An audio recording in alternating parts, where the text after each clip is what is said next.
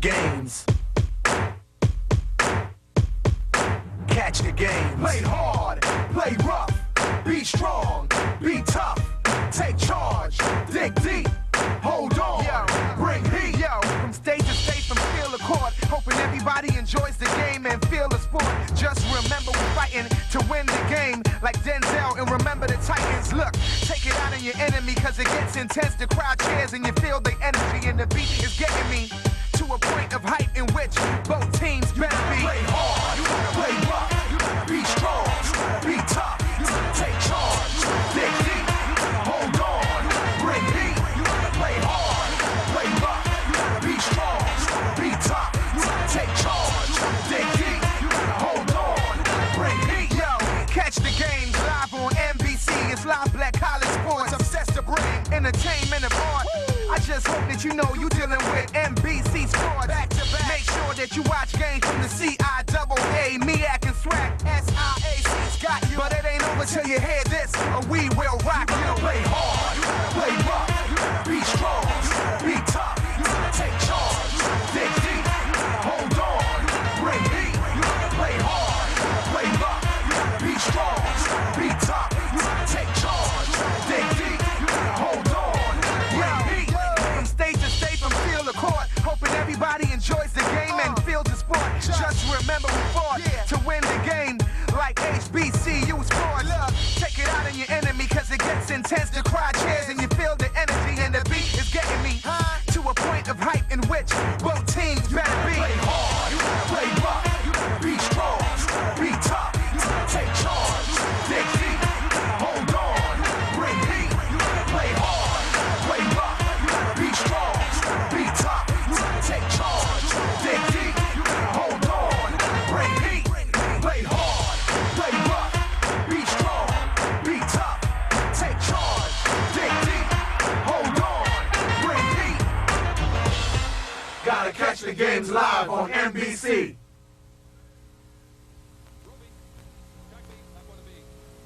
This is an MBC sports presentation. We try to do whatever the team gives us. I mean, we're not hard-headed and come in and say we're just going to throw the football if we can't throw it. And we're not going to say we're going to run the football if we can't run it. What we try to do is come out what we want to do first, and if they take it away, we try to do something else. Basically, the bottom line is take what they give you. We've been playing real good. Our team's been playing hard. You know, they hadn't quit. So, you know, again, we just have to try to get some points up and get them up in a hurry.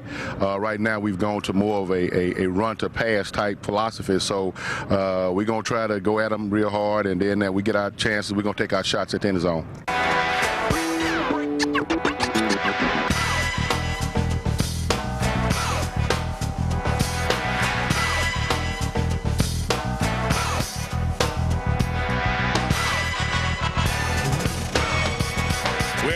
Bowl in Dallas, Texas for the Southwestern Athletic Conference matchup as the Tigers of Grambling State University take on the Panthers of Prairie View A&M. Hello, everyone. I'm Charlie Neal. Glad you could join us here in Dallas. And on paper, this should be an easy win for the Grambling Tigers, but they have at times this season been their own worst enemy, turning the ball over 16 times. Meanwhile, Prairie View has forced their opponents into 9 turnovers. Today, though, they must not only create turnovers, but they must be able to take advantage of those turnovers. Let me bring in my partner, Jay Walker. And Jay, one person that Prairie View is going to be concerned with is the play of Grambling quarterback Bruce Eugene. He's thrown for over 1,300 yards so far this season and 12 touchdowns. Yeah, right now Bruce Eugene is on fire, so the Prairie View defense has to play their best game today. Over the past 2 weeks, he's thrown for 400 yards consecutively and added 6 touchdowns. This is the quarterback right now that's throwing darts. Well, one of the people that Prairie View is going to rely on defense to stop that prolific offense of Grambling is the defensive back, Sid Taylor. Oh, and Sidney Taylor is a fantastic football player. If you love the sport of football, he can run, he can hit, he can cover. He's going to be all over the football field today. Follow Sidney Taylor, and you'll follow the football. And it should be a whale of a ball game from the Cotton Bowl here in Dallas, Texas. 51st meeting between Grambling and Prairie View. We'll be back with the starting lineups. The opening kickoff from Dallas in just a moment.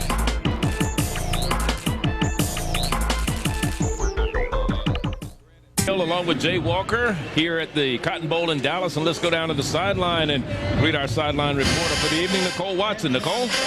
All right, Charlie, in this matchup, look for these teams to go strength against strength. Grambling State University's strength is their passing game. Prairie View's strength is the defense of their secondary. But with that, something yards passing. But with that, Prairie View averages and gives up 100 yards less than that in the air. So something's got to give. Charlie, you'll see Prairie View and Grambling State Grambling will go to their running game early. And Doug Williams told me look to the strength of Corral Davis, number 20. He had 127 yards against Langston last week. And so they'll establish that to weaken the Prairie View defense. He told me that last week's game against Langston was a serious wake-up call. Charlie, back to you. Well, anytime you play a close game against a team you feel that you should beat, that score was 37-30. It does give you a wake-up call. Here's Prairie View with the ball from the 10-yard line as Courtney White on the return. And Courtney out to the 25-yard line. And that's where Prairie View, in their purple jerseys and gold helmets, will go to work. First down and 10 on offense. They come into the game 0-4 as you look at Deshaun Baker, the senior, redshirt senior out of Houston's Northbrook High, was a wide receiver his first 2 years. He's in grad school right now and is getting a degree, master's in architecture. Deshaun Baker. No score. We're just getting underway. Opening kickoff. Brian Marshall is the center. In motion is Jackson.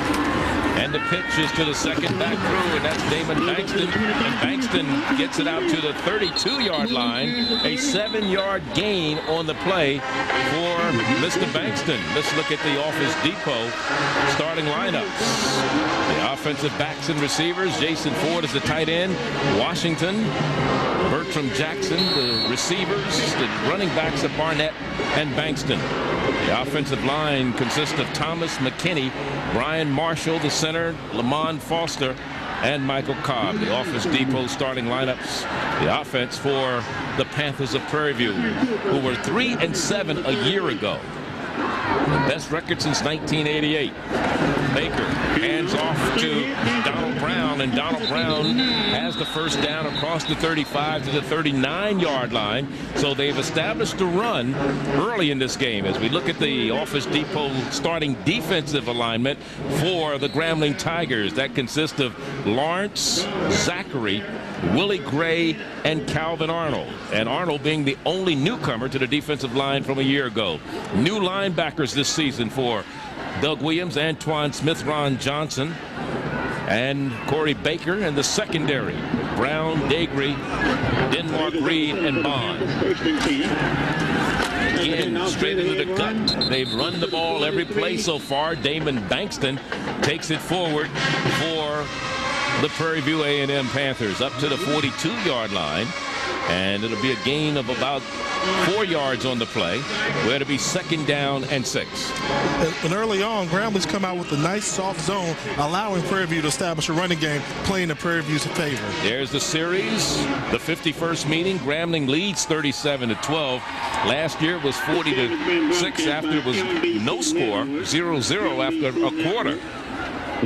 Last time that Prairie View won was 1986.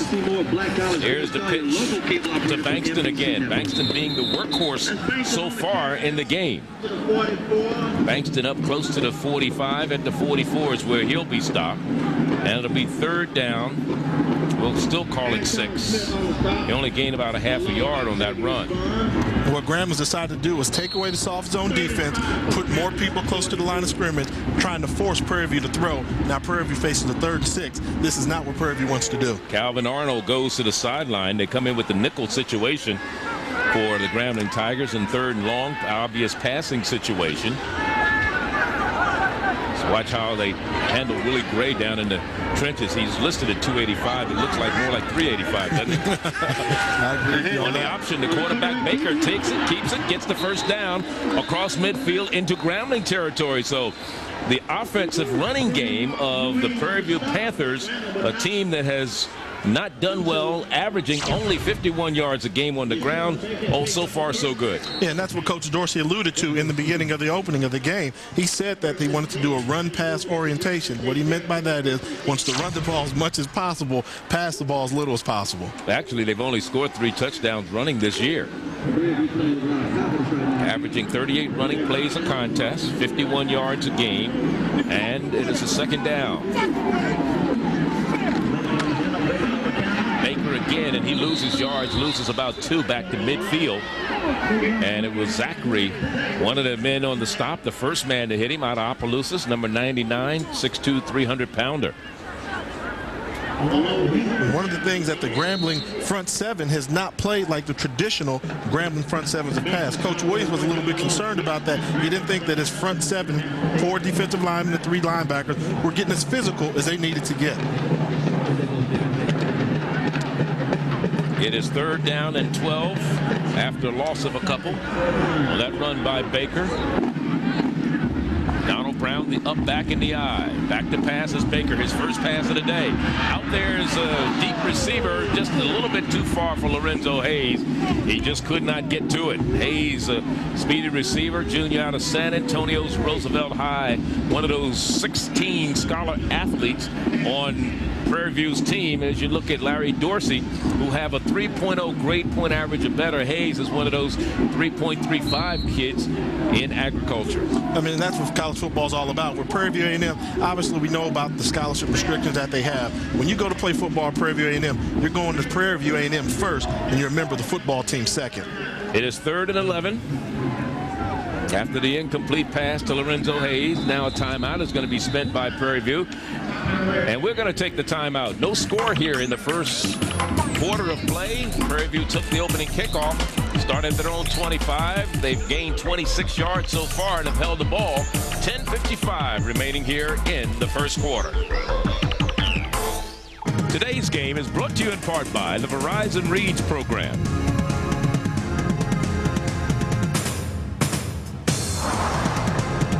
Back here at the Cotton Bowl in Dallas, Texas, Charlie Neal, Jay Walker, along with Nicole Watson. No score as Prairie View has driven from their own 25 across the midfield stripe to the 49 of Grambling and have used up 4 minutes and 5 seconds off the clock. They've thrown only 1 pass, and that's why they've had the ball for such a long time. And traditionally, throughout the season, they've held the ball longer than their opponents, even though they're 0-4. On 3rd down and 11. Short drop by Baker, has it complete, and a first down is gained at the 42-yard line. And on the receiving end is Jason Ford, the tight end out of Caldwell, Texas. And Jason gives them a first down at the 37-yard line of Grambling. And if you're Coach Dorsey, that's a good sign of what you want to see, because one of the things that they've alluded to, Jason Ford's got great size at 6'6", 215 pounds. He showed up big time in the first week, but not last week since then. The keys to winning, obviously, for Grambling, learn from the Langston game. Don't come to the game lax, play week by week.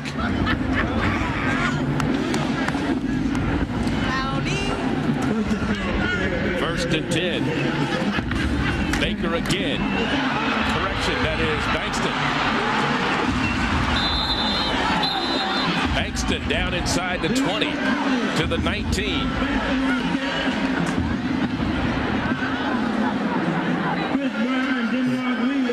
And also, they've got to improve on the turnover ratio. Right now, Coach Williams was concerned because right now their turnover ratio is -2, and they've got to eliminate any hope that Prairie View A&M has at winning this football game, and they're not doing that right now because Prairie View's going in for the score. They've driven from their own 25 down to the Grambling 18-yard line and used up 5 minutes off the game clock so far. Bankston, the second back in the eye behind Brown. And again, they keep the ball on the ground, going straight ahead, but gain nothing on that one. It'll bring up 2nd down and 10. Marion Barnett will check into the lineup in the backfield for Damon Bankston. Prairie View, of course, keys to winning for them, Jay. They've got to create and capitalize on the defensive end to make Grambling turn over the football first chance they get. Who's going to step up and play big? Right now, it's Damon Bankston making big plays. They need more of that. And they've got to give an A-plus effort, play after play after play. And those are your Verizon keys to winning. For Prairie View, Baker back to pass, throws a fade into the end zone, and it's caught. Touchdown! Charles Washington. Prairie View gets on the board first. An offensive touchdown, only the second passing touchdown for them this year. And more importantly, that's the first touchdown pass of the season for their quarterback, Deshaun Baker. That's quite a confidence builder right there. He's the senior with all this leadership. They got a matchup one-on-one. The running game set up one-on-one coverages in the passing lane as the wide receiver, Charles Washington, did a great job of getting by Octavius Bond. Because Octavius Bond can play. He's a great player, too. Charles McCall, who has not made a PAT this year, is on to make it 7-0, and this one is good. He's 1 for 2 for the season, and it's a 7-0 game. The opening drive taken 75 yards by the Prairie View Panthers, and they draw first blood here in Dallas.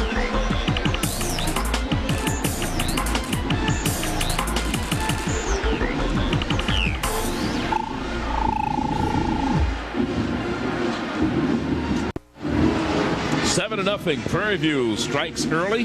They held the ball for 5 minutes and 50 seconds, taking the opening drive and going 75 yards. And Deshaun Baker comes up big with an 18-yard touchdown pass to Washington, Charles Washington. That is Washington's first reception of the year and the first touchdown reception of the year, I should say. And Deshaun Baker's first touchdown pass of the year. So a couple of firsts here. And also, they have the lead. And that's amazing. But that's good because, like I said, you can't get too complacent with a team like Prairie View. Here's a team that has nothing to lose and everything to gain. And they're going to come out with their guns blaring. Oh, definitely. So, and this is Texas. This game is being played in the state of Texas. So they almost feel like this is their home turf they got to protect. And this is glad to see a perfect game plan executed like that in the first series. That was pretty. Here's the kick, and trying to get out of trouble for Grambling is George Piggott, the freshman from Williamsburg, Virginia, but nothing doing as he stopped at the 21, and that's where Grambling will get the ball for the first time this evening, trailing 7-0.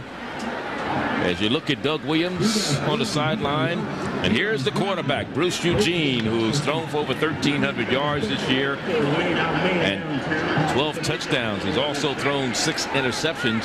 He has a 49% completion ratio. He says they list him at 245 on the roster. He told us today he was 255, but earlier in the season he was weighing 285. So which number do you want? He's working out of the shotgun. A lot of wide receivers out there. He's looking back to throw it to Douglas, and now he's in trouble. Gets the ball away, and it goes incomplete. Incomplete. And let's look at the Office Depot offense of Grambling State University. The tight end is Gershon Jussie. Calvin Colquitt, he can really fly. Transfer from Troy State. Tremont Douglas is the player who makes Doug smile. Correll Charles and Reginald Prelo are the backs in the backfield. The offensive line, Darrell Rogers, Warner Stewart, Brandon James has moved back to the center spot from the tackle, Terry Riley and Kenneth Ogletree. It is 2nd down and 10 at the 21 for the Tigers of Grambling State University. An empty backfield. Trips receivers on the left side. Taking the screen, now the quarterback decides he's going to run it. That's a design quarterback keeper, and he picks up about 3 yards on the play up to about the 24-yard line, where it'll be 3rd down and 7. Let's look at the Office Depot defense of Prairie View. Across the front, Lowry, Brunn, Sammy August, Ronnie Nunn, a good one. And the weak tackle is Ralston. The linebackers consist of Stewart and Lowry, and the secondary with White, Sid Taylor, we talked about him earlier. Jason Austin checks in place of Thurman Roy at the free safety, and Derek McCullough. From the shotgun on 3rd and 7. And it's incomplete on the far sideline. Would have been enough for the first down had they been able to complete it. They were trying to get it to Gershon Jussie, the tight end. So that brings up a punting situation after 3 and out for the Grambling Tigers. That brings on Marcus Yanez, who is 6th in the conference in the SWAC in punting. He is a sophomore out of Bastrop, Louisiana, averaging 35 yards per punt. Deep to return it for Prairie View is Chris Peters, freshman from Inglewood, Colorado. Yanez gets it off, high kick at the 37-yard line. Is picked up, and down at the 37-yard line goes Chris Peters. That's only his third punt return of the season. So now Prairie View gets the ball for the second time. This time they mark it at the 39-yard line, leading 7-0. And here comes Deshaun Baker, who so far has led the Prairie View Panthers right down the field. And we'll take a timeout right here. We'll be back.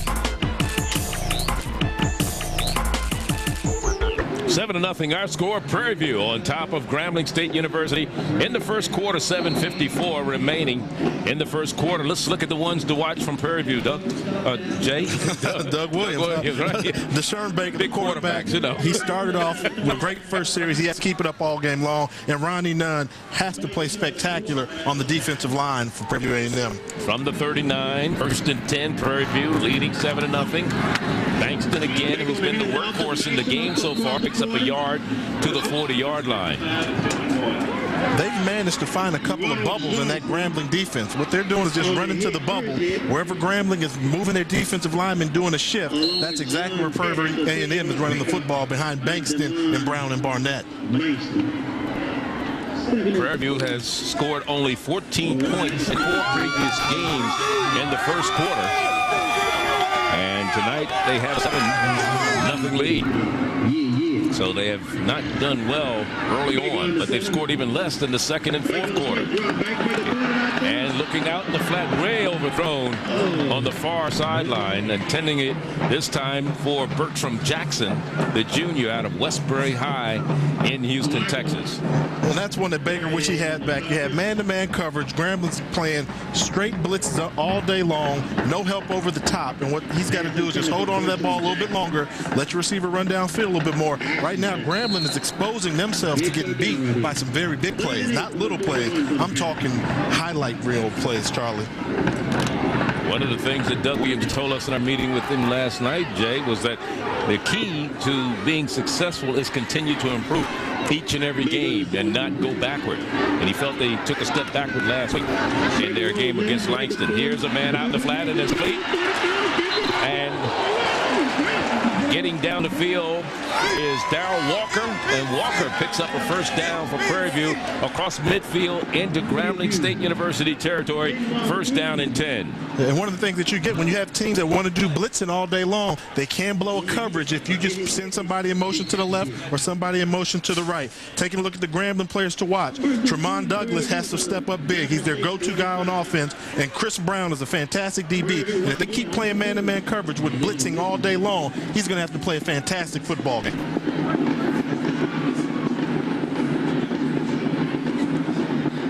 First down and 10 at the 46-yard line of Grambling State University. Bankston with the carry, and Bankston breaks out of one tackle and keeps his legs churning and picks up 2 or 3 very hard-earned yards. And what they're doing right now, if they Grambling wants to continue this defense, if you can get past the initial line of scrimmage, the initial contact in the backfield, it's going to be a scene for the running back to run through. Right now, I'm thoroughly impressed with the game plan that Coach Dorsey's put together on offense for the Panthers.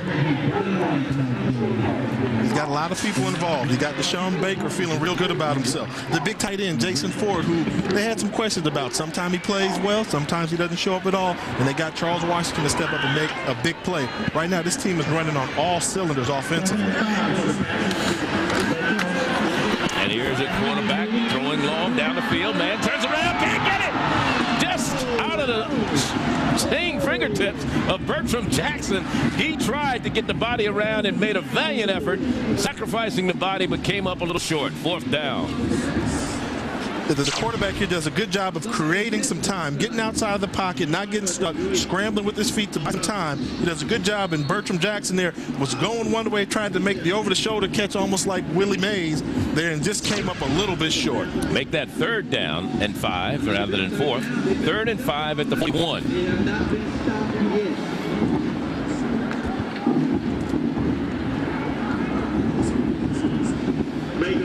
So far for Baker tonight, 3 of 6, 43 and a TD and a screen. And we have a flag down, the first penalty flag of the ball game. And this goes for naught. In fact, back to they only gain about a yard or half a yard on the play. We may get holding. No illegal shift. Actually, it's going to be against Prairie View, and that may be declined by the Grambling Tigers because it would bring up 4th down if they take the play. If they take the penalty, it'll give them another 3rd down opportunity. Illegal shift on the offense. Penalty decline. 4th down. McCullum is our referee.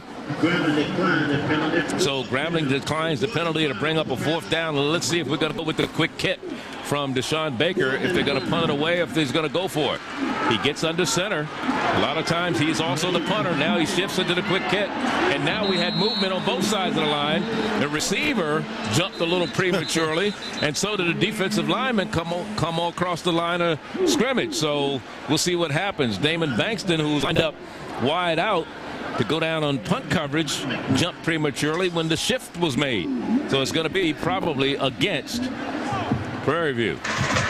Offsides on the defense. Oh, no. They call it against Grambling. That may give Grambling a 1st down. Doug Williams can't believe it. He's beside himself on the sideline. Right now, Bankston is so happy because I thought he bailed out Antoine Lawrence. As you take a look here, you'll see Lawrence is going to jump. Oh, that's pretty simultaneous. They both were peeking in the backfield at the quarterback, Baker, as Baker was setting up to go in that should have been offsetting penalties. Anything, that should have been offensive. Yeah. So they keep the ball on a defensive offsides penalty on 4th down, and Prairie View has new life.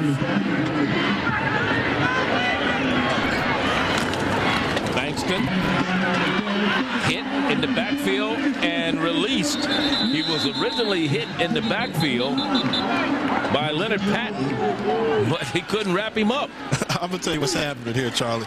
Prairie View saw the Langston film from last week, and they say Langston's 0-5, we're 0-4. They saw the film. They said, hey, if Langston only lost to Grambling by 7, we can go ahead and beat these guys. These guys are getting hit behind the line of scrimmage, and they're just not going down. They really do believe they can win this football game. Well, Doug will even tell you that Prairie View, he feels, is a better team than Langston, and that they made the same mistakes against Prairie View tonight that they made against Langston last week. They lose the ball game. They only won by 7, 37-30. Rolling left, throwing, and it's caught at the 12-yard line. Burt from Jackson. Burt from Jackson, the big 5'10", 161 junior from Houston's Westbury High. 10th reception of the year. He has 2 in the game, but we have a penalty flag. Personal foul, and it's being charged against Grambling. So that's going to not only give them the play, but give them some extra yardage tacked onto it. Grambling is the 4th most penalized team in the Southwestern Athletic Conference this year. And, you know, sometimes your opponent doesn't beat you, but you beat yourselves. The opponent came out with a great game plan. Graham's a little frustrated. They can't believe they're getting pushed around the football field by Prairie View A&M, and they're frustrated right now. Anytime you rough a pass or get a personal foul, feel frustration. On the defense. 1st down. So not only did they get the yardage at the 12, but they go half the distance to the goal line to the 6, where it'll be 1st and goal for Prairie View, who this year is ranked 9th in the conference in red zone offense. They are only 3 of 6 when they get down in this territory. They scored 2 times running, 1 passing prior to tonight's game. And that touchdown they had earlier wasn't a red zone touchdown. That was a pretty big pass they did. Well, it was 18 yards, so that's red zone. 1st and goal. Bankston off the side. Bankston to the 4. A gain of 2. 2nd and goal. The white jerseys of Grambling come up to make the stop defensively. And it was led by Al Turner, number 92. For years, the past 3 or 4 years, Coach Williams felt he had the best linebacking core in the country. Those guys have graduated. He's waiting for these senior class to step up. And Ronald Johnson, Corey Baker, and Antoine Smith, they got to step up and make a play. That was a question mark. They get physical right now. He doesn't like the fact that Mark Reed is second leading tackle of the team with free safety. Here's wide open. There's the quarterback, Deshaun Baker. Touchdown. The Was he past the line of scrimmage? He had a good job. I don't see any flags on the field. No flags. I thought he was past the line of scrimmage when he let that one go at about the 3. The line of scrimmage was the 4, but it's still a touchdown. I thought he could have run for it, but he was setting it up. He said, hey, I'm going to pass it. And he set it up and threw it to Donald Brown from 4 yards out, and they've taken a 13-0 lead. They've held the ball quite a bit here in the first quarter. 3:33 remaining, and they're trying to take a 14-0 lead. The point after forthcoming for Charles McCall. It's blocked. So it's 13-0 for Charles McCall. He's had his problems with point afters this year. He was 0 for 1 coming in, but there you see him. Deshaun Baker in grad school at Prairie View. He's thrown 2 touchdown passes tonight so far after not throwing any coming into the game. And I think what he's done is he's realizing, hey, this is going to be my last time playing in front of a crowd this big. This is the biggest game on their schedule, and they're excited. They've got a great following here coming to follow them and give them great support. They're excited as can be. And this is just a great scenery.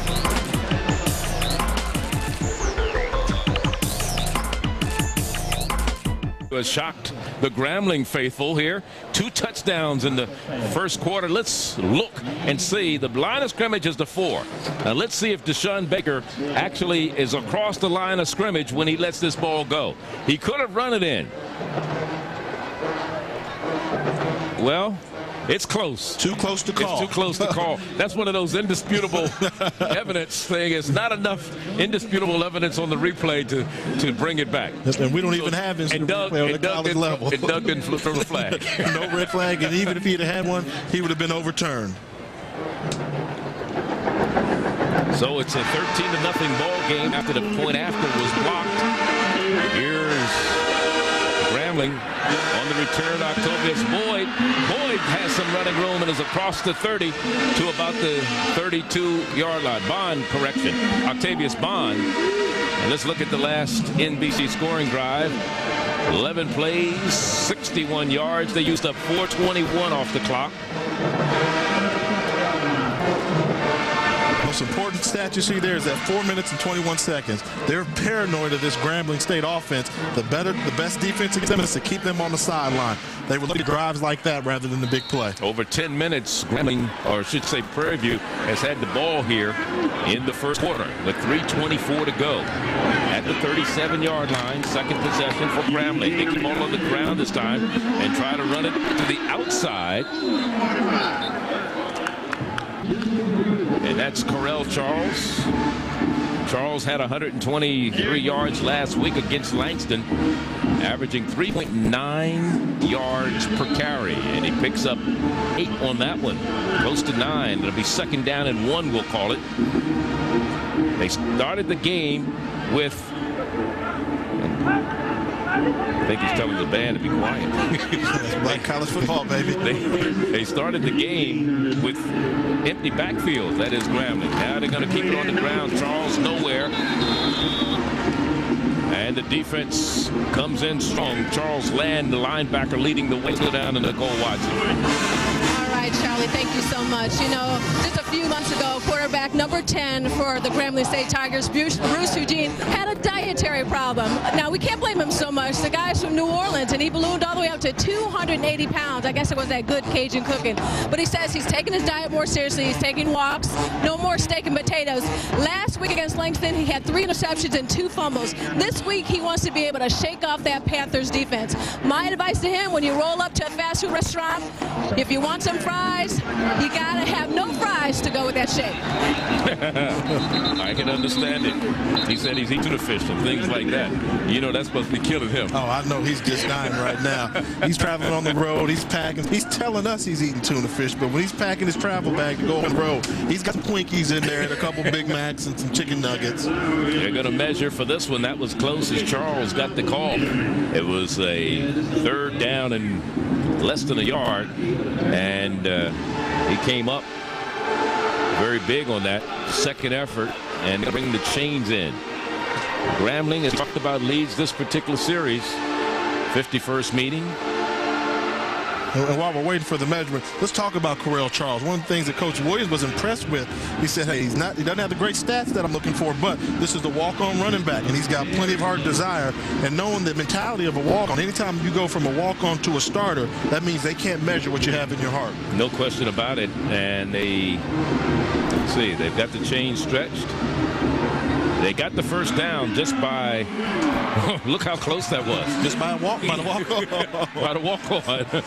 They got the first down. He's the fourth leading rusher in the Southwestern Athletic Conference. Came in with 304 total yards from Iowa, Louisiana. First down and 10, Grambling, the deepest penetration for them so far. Only their second possession. The first one started at their own 21. They punted from their own 24. This started at the 37, and they've advanced to the 47. Eugene's pass batted in the air, and it falls incomplete. Ronnie Nunn was the man out of San Antonio, Texas, came in nursing a hand sprain. And last year had 7 of the team's 32 sacks. This year has 2. Grambling trying to do a quick 3-step drop. Ronnie Nunn doing as he was coached. You go unblocked and your quarterback drops it back to throw a pass and cock his arm back. Get your hands up in the air. Make him throw around you. In that case there, Bruce has to do a good job of throwing the ball around the D lineman, not over him. 2nd and 10. Correll Charles, the lone setback behind the quarterback. Eugene. Corner blitz. Looking for the screen, and they lose yards back to the 45, even though the pass is complete.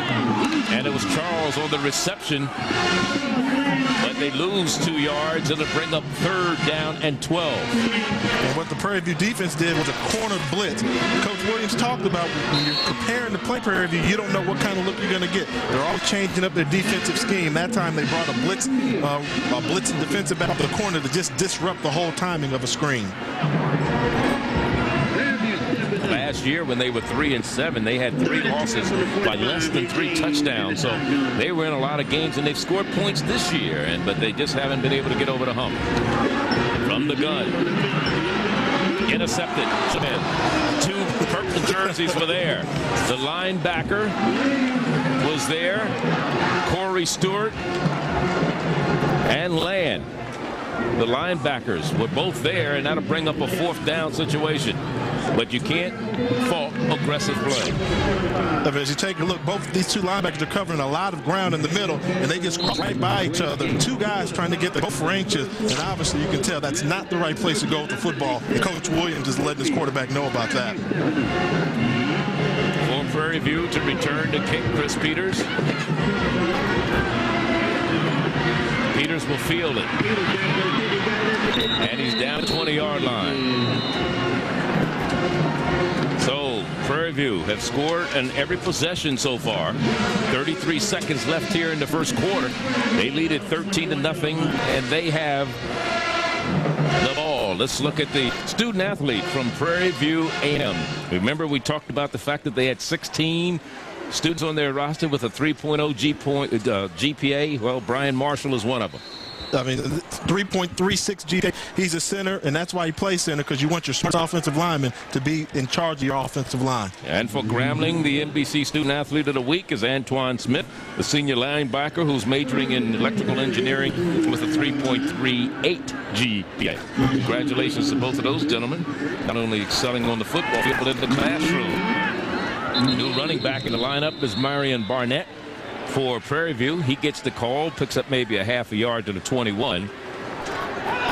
And this is a game that Barnett is looking forward to. He's from Dallas, so he's playing in front of his home folks. He wants to show up big today. Navarro High is where he hails from. He is a senior. Came to the game with a 2.7 running average per carry. One of the things that Prairie View has had problems with this year as the first quarter comes to an end is generating some offense. The defense has spent a lot of time on the field prior to tonight's game, but so far tonight, it's been all O for PV. 13-0 is our score as we get ready for the second quarter from the Cotton Bowl in Dallas. Nicole Watson at the Cotton Bowl in Dallas, and some of the crowd that's on hand here for this State Fair Classic between Grambling and Prairie View, where Prairie View is leading 13-0. The MBC Black College Sports Page top 10 for the week. Bethune, FAMU, Grambling, South Carolina State, and Alcorn. 2 unbeatens. Bethune, Cookman, and Tuskegee. And, of course, rounding out the top 10, along with Tuskegee, Hampton, Fort Valley, Jackson State. AT moves into the top 10 for the first time, while Alabama State, who was number 10 a week ago, drops to number 11. We didn't have a lot of changes in that top 10 last week, but this week we will, with the big game between South Carolina State and Florida A&M. Oh, that'll be a good one down in Tallahassee going on today. Total yards, Prairie View 126. Grambling only 11. Who would have thunk it, huh? Sean Baker, he looks and can't get his receiver, who got turned around downfield with one of the defensive backs, got hung up there, and that is Bertram Jackson, who's made some big catches so far this evening. Well, one of the things right now that they have to do on offense is their defense has played great. They haven't allowed Grambling to pass midfield. Don't go in here and do 3 plays and get out. They want to do a screen pass, run some time off the clock a little bit, stick to your game plan. They've got to play with the lead, and they're not used to doing that. 3rd and 10. Talking about generating offense, they've been outscored 121-20. That is Prairie View in the last 3 games. Prairie View? In the last 3 I can't games. tell. No, you wouldn't be able I to can't tell from what I'm seeing tonight. This team is rolling. Baker rolling right, looking, has some running room, trips, and he's going to be still on his feet, still going forward, and will be shy by about a yard, about 2 yards, maybe 3 of a first down. Gets it up to the 29-yard line. He had to get to the 31 to get the first down, and it'll bring up a 4th down punting situation. Now, of course, he has not shifted into a punt situation, and nobody is back for Grambling. Now, he's going to shift at the last minute. Watch. He goes back like he's in a shotgun, but it's a quick kick, and nobody's going to be deep for Grambling. There he goes. Great kick. There's nobody back. And he takes a Prairie View roll down to the 20-yard line. So the strategy works from the quick kick. We call it a quick kick. I don't know what they call it. They call it a planned punt. It's a planned punt. 51 yards for Deshaun Baker, the punter for Prairie View, who came in averaging 33.7. He's had a 57-yarder this year and put 5 inside the 20, including this one. There's a timeout on the field. 14:01 remaining. First half, 13-0. Prairie View on top. The SWAC is back live on MBC. No question about it. We'll have another SWAC matchup for you, Jay and I, next week. Where will we be? Mobile, Alabama. Big game. Robert Kent and Jackson State going against Alabama State. So we'll be in SWAC territory for 2 straight weeks. But right now, Grambling, with 14:01 left in the first half, trailing 13-0, has the ball. Giving it to Charles. Charles on the left side. And he gets up to about the 27, 28-yard line. Gain of 8. It'll be 2nd down and 2 for Correll Charles out of Iowa, Louisiana, the junior, at 5'9", 200 pounds. Yeah, running over there on that left side behind those big fellas, Kenneth Ogletree, Terry Riley, and Brandon James. They outweigh the smaller Prairie View A&M line by around 45 pounds. Ben Johnson, the up man in the eye. And long pass downfield on the near sideline. Goes incomplete. That was great coverage. That was Moses Harris. Well, you know, Doug told us something, and I watched that on that pass by Bruce Eugene, that he doesn't step into his throw. His arm is so strong. He said he can throw it about 75 yards downfield, which is better than you, because you only throw it 6'9". So he can out throw you by 6 yards. But he doesn't put everything he could into throwing the ball. He doesn't step into it. His arm is so strong, he just relies on just standing flat-footed and throwing. And that's not uncommon when you have strong arm quarterbacks. A simple pass, you know, they can get out there with a flick of a wrist, but it's not good mechanically. You'll never be a high-kick passer doing that. Eugene again in trouble, and he is going to be sacked. He's going to be sacked. That is the 14th time this year that quarterback from Grambling has been sacked. And that number's not going to go down unless his weight go down. In that case, they've got guys hustling off the ball. Ronnie Nunn was the man who came up with the sack. There he is, number 99, his third sack of the season. So the punting team will come on for Grambling, and they'll punt it from their own 23. Yanez back to punt it away. His third punt evening. And it takes a Prairie View bounce back. And Prairie View will get the ball in great field position at their own 49-yard line, first down and 10. There's a timeout on the field with 12:30 remaining. We're in the second quarter. 13-0. Prairie View is on top. Prairie View. From the 50.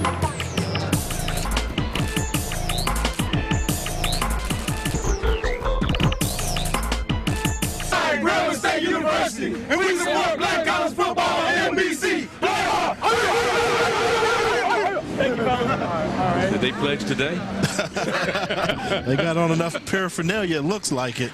With a 13-0 lead, Prairie View with the ball, first down and 10 at their own 49, and they have just enough of a knockout punch so far to feel confident, and that's probably the most dangerous thing for Grambling now. It is, and right now Prairie View's just having their way. They're averaging 5 yards per play. I mean, that's awesome right there. Normally that number's somewhere around 4. New running back in the lineup, and that's a former quarterback who's gained 8 yards on that run. Believe it or not, that's Darrell Walker, who's come in, and he's running the ball. He's normally a quarterback. Well, you get games like this, everybody wants a piece. I told you, they saw the film from Langston, they're saying, hey, you know, let me get a little bit of that right there. So, hey, there's money back there. They want some of it too. So Darrell Walker picks up 8, second down and 2 for Prairie View into Grambling territory for the third time this evening. They've crossed midfield stripe. 2 of those times they put it in the end zone. Let's see if they can make it 3 in a row with 2nd and 2 right now at the 42-yard line. Walker is the man in motion. Straight ahead handoff, first down, and almost stripped to the ball, but holding on to it very, very carefully was Chris Dixon. That would have been very costly right now because they've got everything going in their favor. They've got to hold on to the football tight and don't turn it over. All Grambling needs is a little spark to get that fire. You see that almost come out? Oh, yeah, it's coming out. We call it, you almost left your luggage, mister. It is 1st and 10 on the run by Dixon. The ball at the 37 of Grambling. First down and 10. High backfield. Bankston the second back in the eye. He's been the workhorse so far in the running game for Prairie View. And he has the ball hitting the backfield and then finally brought back. First man to put his arms on Leonard Patton, the sophomore from Glen Oaks High in Baton Rouge, number 98. He slowed him down.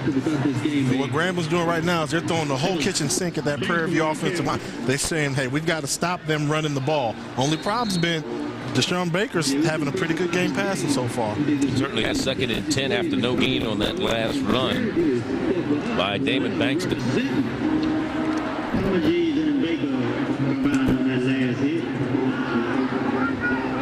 Donald Brown, the up back in the eye. See if they try it in the air on 2nd down and 10. Blitz being shown by the Grambling defense. Baker trying to get outside, does. Trying to get to the first down marker and finally out of bounds in front of the Grambling bench on the far sideline. But before picking up the first down, it was Antoine Smith who finally drug down. And having command and presence on the football field. He saw a hard upfield rush, saw a gap, he got through there, then made a break for the first down marker because he knew where it was, and then try and get out of bounds. Right now, he's got tremendous presence. We heard about his leadership abilities. We didn't see it in the first week of the season, but now as the season progresses, when everybody's talking down on Prairie View A&M, he's stepping up being a true leader. Well, you continue to grow each week. They lost to Texas Southern that first game we saw, 44-14. Lost to Tennessee State, 41-8. They turned the ball over 6 times. Lost to Texas A&M Kingsville and lost to Alabama A&M. And nothing happening that time as they sacked the quarterback. He went to the well one time too many. Baker's feeling pretty good. That was probably the poorest decision that he's made today. He should have given it to his dive man, who ran almost to the end zone untouched. But they do have Grambling guessing right now. And coming into the game, we thought that Grambling was going to dictate, not be playing chess and guessing so far. We got a final, another SWAC game in Alabama A&M in the Circle City Classic in Indianapolis. Knocked off Southern University 27-11. Not a happy Jaguar Nation nowadays. No, it isn't. It is second down. Throwing down and out of bounds, intended it for Charles Washington. Goes incomplete. Washington already has a touchdown reception this evening. 18-yarder on the first drive. That'll bring up a 3rd and 14 facing Prairie View. Now you just said the Southern lost, right? Southern lost to Alabama A&M. Grambling's losing, right? Grambling's losing. I figured out what it is, Charlie. It's that it's a door. That's got to be something in the water. Louisiana's just not having a good day today. I just figured it out. Doesn't take a rocket scientist. They're too busy trying to evacuate, and they didn't have time to practice. Practice? Like, practice? Oh, no. Not this week. Just what they're saying. Get some facts. Isidore did come through with a vengeance, didn't he? Yes, you did. The pitch, right side. Fake the pass, no good. They met it very well. Darrell Walker, they had a man out there, and that was Bertram Jackson, but they just never got a chance to set up to see him and bring a 4th down. Let's see what they do in this situation. Will they kick a field goal? They're 0-2. No, they won't kick a field goal. They're 0 for 2 in field goals this year, and both of them have been outside of the 40-yard line. And the reason why I say they won't kick it, because if he misses that kick, they get the ball back from the spot that he kicked the field goal. So they don't want to give up that field position. 7, 8, 9 yards. Now Prairie View will spend a timeout. Each team has taken one here in the first. Maybe that's the second for Prairie View. It is. It is Prairie View's second timeout. So they have one left. 8:55 remaining. Let's go down to Nicole Watson. I'm not doing that right now, am I? No, I do not have Well, there you look at Deshaun Baker over the sideline talking things over. We thought we were going to go down to Nicole, but we'll just stay here and see what the strategy might be. Your situation, what would you be calling in this? Screenplay. I call it screenplay because, one, I think that you don't throw the ball well enough, and you want to take advantage of that hard rush that's going to be coming from them. Screenplay, you'll probably get some positive yards. The chances of kicking the ball and landing inside the 10 to 20 with the type of punter that Baker is, they're not that high because he's a line drive punter, and you don't have enough time for your guys to get downfield. And then you got Bankston. That would be the perfect person to get the screen pass to. Yes, either him or possibly Bertram Jackson. Yeah. Flanker screen or a back coming out of the backfield.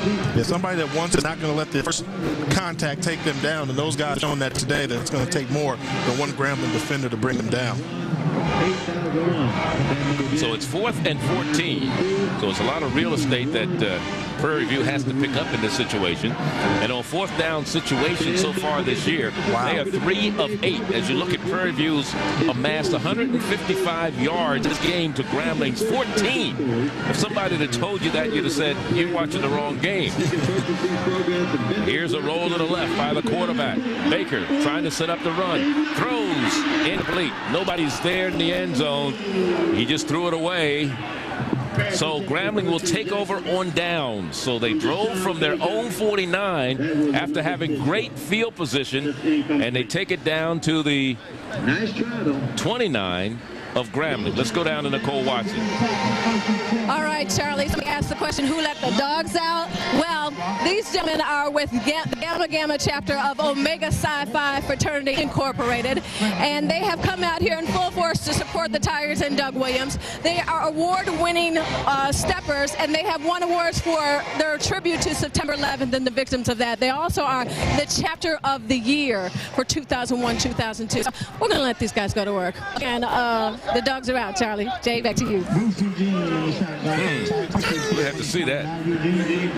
And there's a pass, the first reception by Tremont Douglas. We've been waiting to see him get loose. It's only good for a yard or two across the 30 to the 31. And let's see who let the dogs out. Here's Omega Psi Phi. Did you belong to the fraternity? Football. You and I both. I could never see anybody beating on me to belong to an organization. I got beat enough on Saturdays. I wasn't going to let anybody else do it without me a reward at the end of it. I say reward because a lot of my buddies are frats, and they do represent a lot of positive in the And they really do. Well. They certainly do. I worked with one gentleman for 20-some years who was a Kappa. That was Lynn Barney. Yeah. Eugene looking to pass. Has some running running room. Now he's going to let it go. Sidearms it, and it's complete across the 40 to the 41 for a first down to Tamon Douglas. His first reception of the night. He had 12 a week ago. He's the top returning receiver on this Grambling team. And that's the thing that why Coach Williams, it's a love-hate relationship with Bruce Eugene. I mean, here it is. He's we talked about him needing to get out of shape, get in shape, but he scrambles out of the pocket and just flicks his wrist off balance, off the wrong leg, and throws it for a 15-yard completion. That's the part that you just can't teach. That's why you got to keep him in the game. Right in front of Sidney Taylor, the leading tackler for the Prairie View.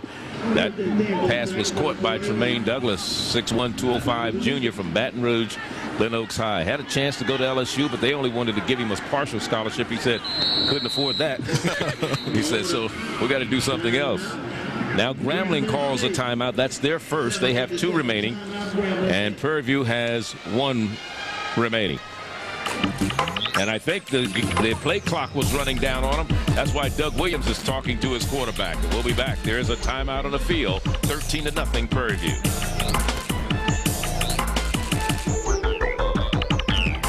Cole Watson at the Cotton Bowl in Dallas for the State Fair Classic. Grambling trailing Prairie View with 7:57 left in the second quarter, 13-0. And we saw Tamon Douglas with that catch that gave Grambling a first down, and he's their leading receiver with 27 receptions and 4th in the conference in receiving. More importantly, after last week's performance against Langston, he was named the 1AA All-Star of the Week, but he wasn't named the Conference Player of the Week. He got no respect. Ron Dangerfield. You figure it out. Eugene running around the pocket, has it complete, and he has enough mobility to be able to get open and find the open receiver downfield. In this case, it was Corey Bradford, number 84. Yeah, I mean, he's got just enough mobility to get by. Obviously, he can improve on that. But the fact I liked about it is he's got presence in the pocket. That's something that Dan Marino had, and he wasn't a burner either. Make the first guy miss. Nunn's been in the backfield all day. Scramble to your right, and then once you get outside the pocket, keep your head downfield. Keep looking at your receivers coming across the field. Don't look down. And one of the knocks on him, if anything, has been sometimes he has a tendency to have tunnel vision and looks in one direction and misses people wide open. And that, a lot of times, accounts for interceptions. First down and 10 at the Prairie View 46-yard line.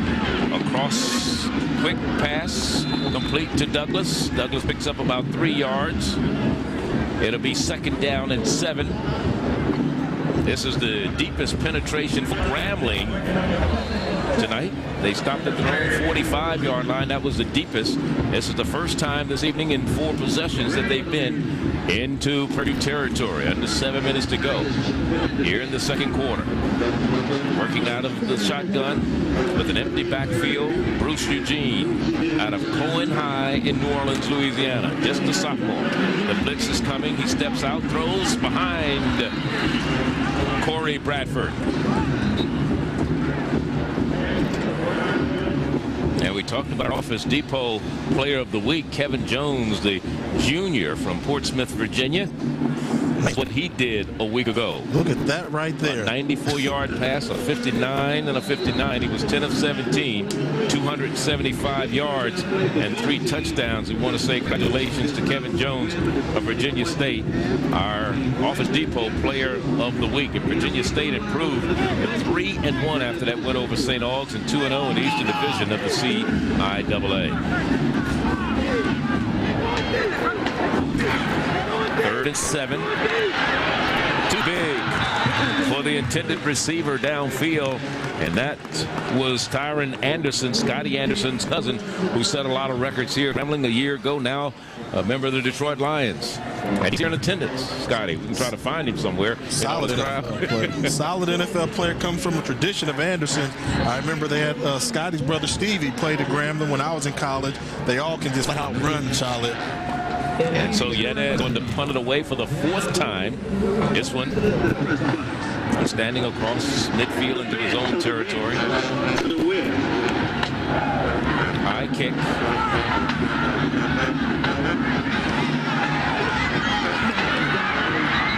Did it touch?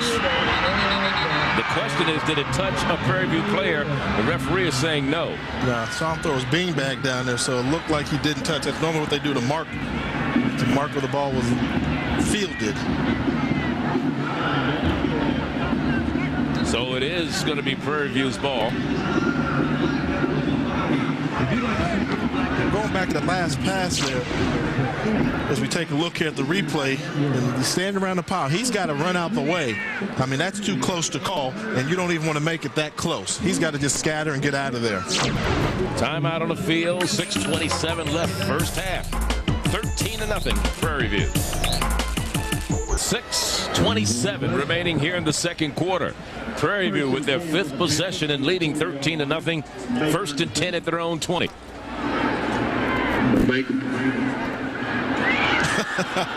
Deshaun Baker keeps the ball. Do we have a penalty flag? I believe we have offsides on Zachary. He was in there and couldn't get back. Opelousas, Louisiana, the sophomore, Jimmy Zachary. He tried to hold his water. He got his momentum going. On the defense. First down. But he just couldn't stop himself. That was fun. He was just tip, tip, tip, tip. I'm surprised he didn't get blown off the line of scrimmage when he was so off balance. The 5-yard penalty makes it 1st and 5. Ball moved to the 25 for Prairie View. Their first 2 drives ended in touchdowns. They drove 75 and 61 yards. Missed the, well, I should say the second point after was blocked. They punted on the 3rd possession, drove to the Grambling 29, their last possession, and turned over on down. In trouble. Look out. In trouble. He never saw Willie Gray coming from the backside. Out of St. Augs in New Orleans, the transfer from LSU and a preseason first-team all-conference selection. I mean, one of the things that when you have a rollout design to one side, your offensive line is rolling one direction. In this case, they're all rolling to the left. So you've got one guy that's going to be unblocked coming from your backside up in here. And you'll see him fly through there as he pulls up and just pummels the quarterback, John Baker. He actually lost the ball. It was a good thing that Christopher Thomas was on the ball. They had a cut block. He's running free the whole time. Nobody was blocking him at all. The offensive line didn't account for him. You can't cut back into a headache, and that's what he did. Unfortunately, like you said, there was Chris Thomas, the offensive tackle, was right there to recover that fumble. Here's Baker again to throw it. Has a man open, has it complete, and has a man down also. It's complete to Bertram Jackson, who's been the workhorse over there all evening, but it was Chris Brown who came up with a solid hit on defense. And with all the man-to-man covers that Grambling's playing, Bertram Jackson is wearing somebody out. He's been open all day today. It's just a matter of them catching. As you see the quarterback here roll out, this time they've got his backside protected, and it's a wide-open throwing lane he has to throw to. The quarterback, Chris Brown, comes up to make the big hit. Just got there a little bit too late. It'll be 3rd and about 3. Ball spotted at the 27.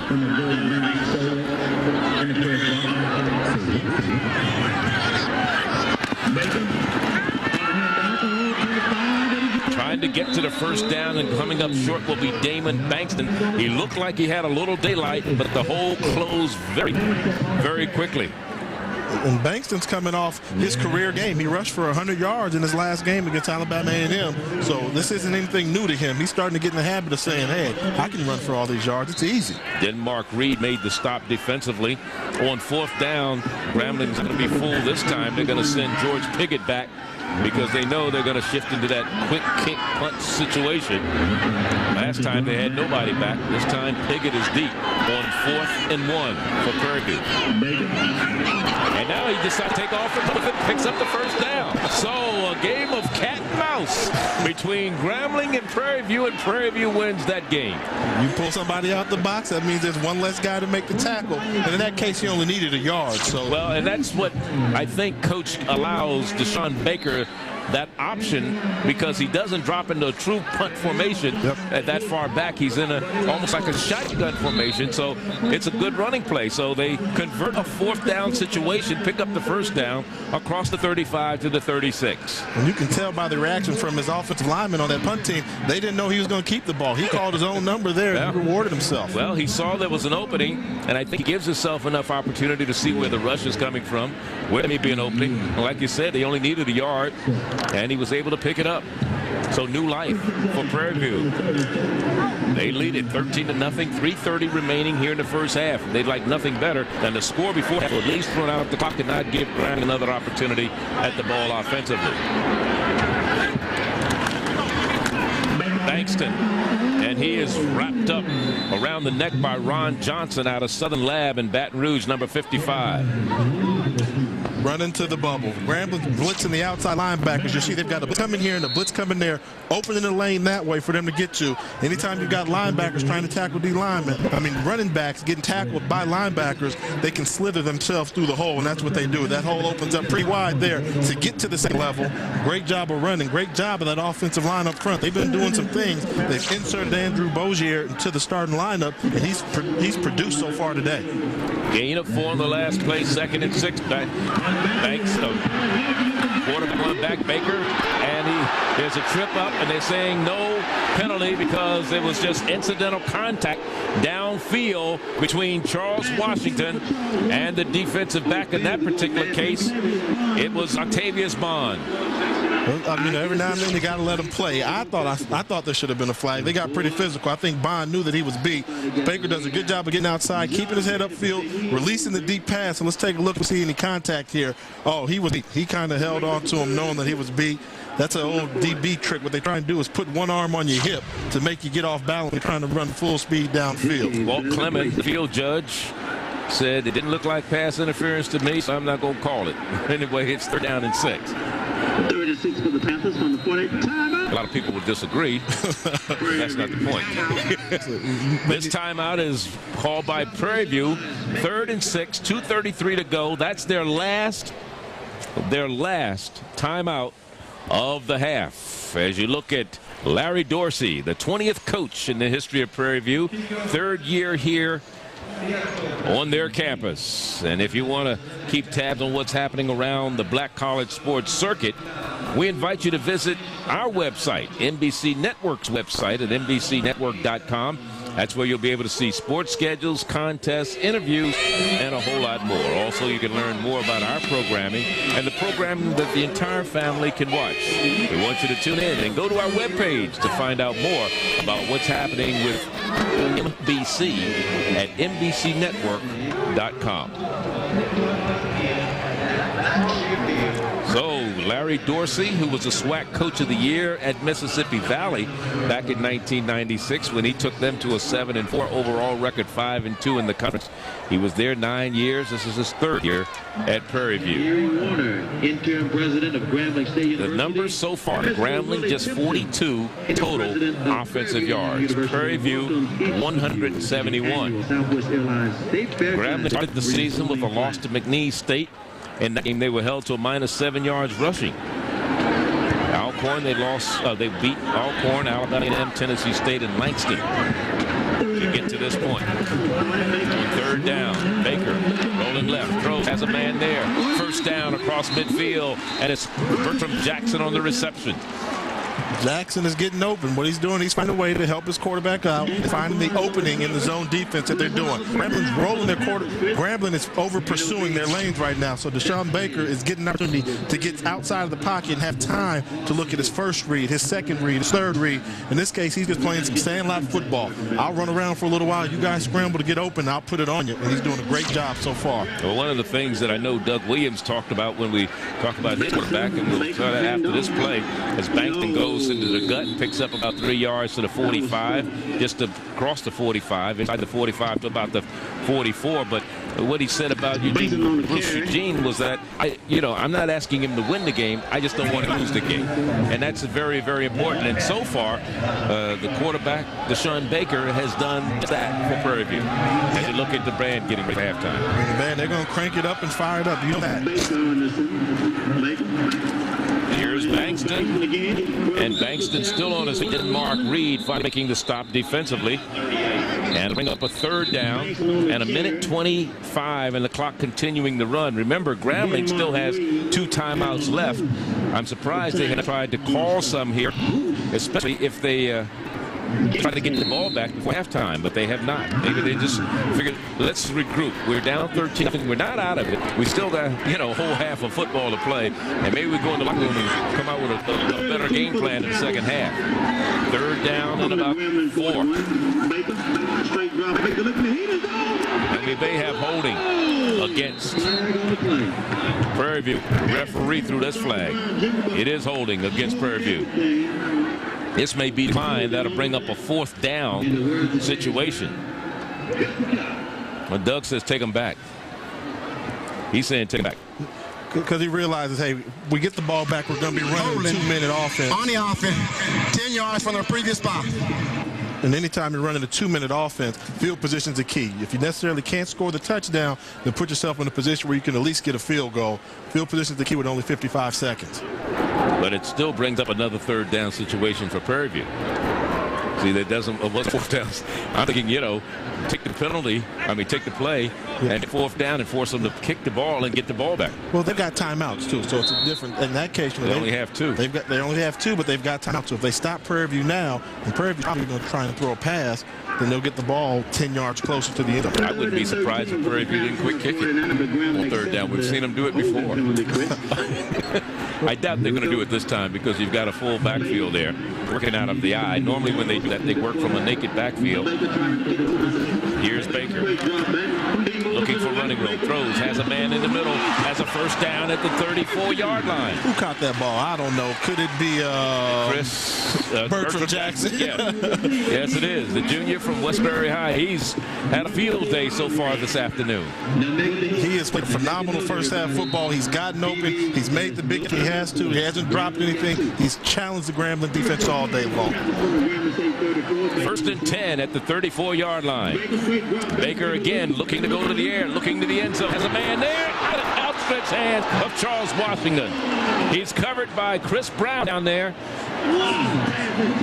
Just off the outside shoulder, and I'll tell you, give Deshaun Baker credit because he threw it where only the receiver Charles Washington could catch it over his outside shoulder. Yeah, he's taking a deep shot here, looking with the safety off to the left, coming back and throwing right, airing the ball out, trying to give him a chance to win. Bond did a good job of grabbing. He got away with that grab. Octavius Bond had a hand all over Washington there. He's lucky he didn't get called for that one. I thought it should have been a penalty, but hey, if you cheat, you ain't trying.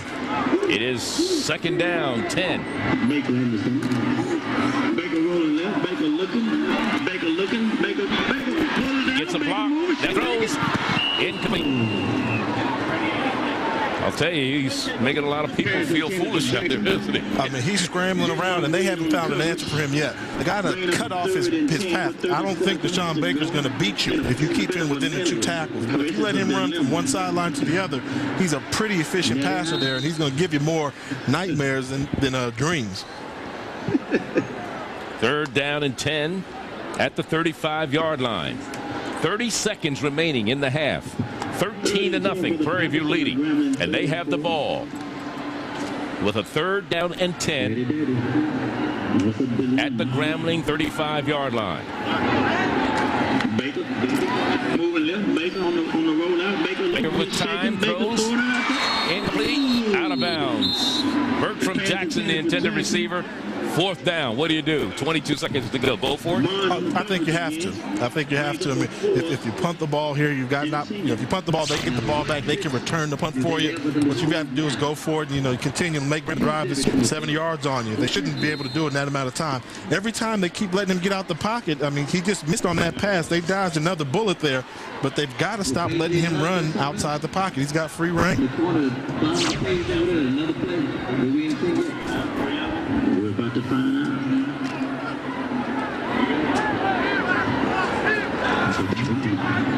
Baker 9 of 19, 113 yards so far. And he's rolling right. Looking. Intercepted. No. Incomplete. 2 defenders were there. And we got a player injured on the play for Grambling. A little slow getting up. And that's Chris Brown. And although the DB would have loved to get the interception, Brown would have loved to got the IT there for the stats, but they're better off not catching that ball. Now they get the ball back closer to the end zone. Keep abreast of news, events, and the people who are making it happen. Mondays on MBC. All you have to do is tune in to Spiritual Impact. Comes your way at 8 p.m. at America's Black Forum at 8:30 p.m. Eastern Time. So Grambling gets the ball as they have 14 seconds remaining at their own 35. And it's going to run out the clock here as Carell Charles gets into the secondary, gets the 1st down across the 45 to the 46 with 8 seconds to go. And let's see if they call a timeout. I think they were watching the game last night that came on college football. Hail Mary before the half got returned for a touchdown. Coach Williams said, hey, I saw the same game that they saw too. I think a lot of people around the country are going to cut out that Hail Mary for no reason. Through the window of that black. This is the 5th possession of Grambling in this ball game. The furthest they penetrated was to the Prairie View 43, their last time they had it, and they punted it away that time. So now coming up, facing a 1st and 10. The ball at the 46-yard line. Their own 46, but only 8 seconds remaining in this first half. 13-0. Prairie View out in front. And Coach Dorsey's got a 13-point lead. You can't even tell that he's winning, can you? He's still just as intense as can be. You got to be. You still have 30 minutes of football left after this half. They cannot afford to relax because Grambling has proven that they can play, they can come back against teams, and that they can put points on the board. You got to remember, Grambling came into the game averaging 34 points a game. Prairie View came into the game giving up an average of 38 points a game. I will win the rock and roll. Actually 41 per game. I said 38. Eugene in trouble. He ran it with his own man as the clock goes to 0. And the first half comes to an end. A surprise first half for the Grambling faithful because Prairie View came with a vengeance. And at halftime, they lead it by a score of 13-0. This is something that you've got to get excited about. The crowds behind it. Doug Williams has a look of bewilderment out there. Everybody's rah, rah, rah. The Prairie View faithful have come out and supported this team. And this is a great venue to have a football game in, too. Larry Dorsey, I guess if we had told him that at halftime his team was going to be leading 13-0, he would love it, but he wouldn't have believed it. Let's go down to Nicole. She's with Larry right now. Okay, Coach, you were able to get on the board twice, and so far it's a shutout. Tell us how you were able to exploit their defense. Well, the thing we had to do is just kind of watch to see what they're trying to do versus our run. Right now, they're packing a lot of people in the box, so they leave us one-on-one outside our receivers. So if they keep doing that, sooner or later our receivers going to make some plays. We had a couple of shots that we probably should have had another score or two. So, but that part of it, if they keep packing in the box, we're going to keep trying to go deep. So that's kind of what it is right now. Our defense is playing well, learning everything. So we're going to come back out the same game plan, run the ball, run the pass. All right, your strategy on the quick kicks. Well, it's about the quick kick is we don't. Grambling has a great return team, so what we try to do is not let them get on the field. So we're trying to line up and make sure that they get a return team out there. And I've been on the places about getting out there and hurry up and get it done quick so they don't get out there. But they almost blocked one. Baker made a hell of a play. So we keep doing what we're doing. Coach, excellent play in the first half. Good luck in the second. Oh, thank you. Charlie J., we have a whole half a game left to play. Yes, indeed. 97 of the 210 yards Prairie View has in the first half have come by way of the run. So they're able to establish it and lead 13-0. Dancing girls are named Arkesis. So let's go down to Joy. GSU, the Grambling State University Marching Tigers.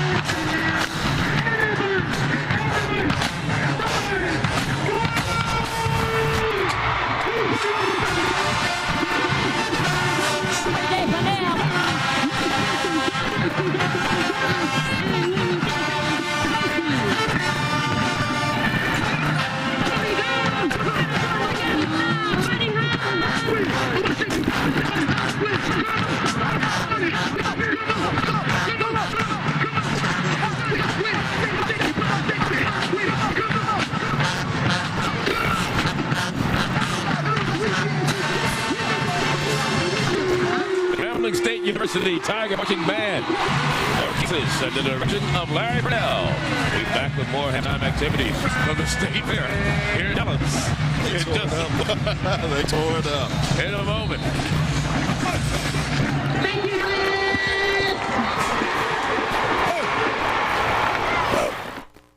Activities here at State Fair Classic in Dallas, Texas. Great crowd on hand. And of course, our halftime band battle continues. Coming onto the field right now from Prairie View A&M, the Marching Storm under the direction of George Edwards, the dancing young ladies for the Black Foxes. Let's go down on the field and enjoy the Prairie View A&M Marching Storm.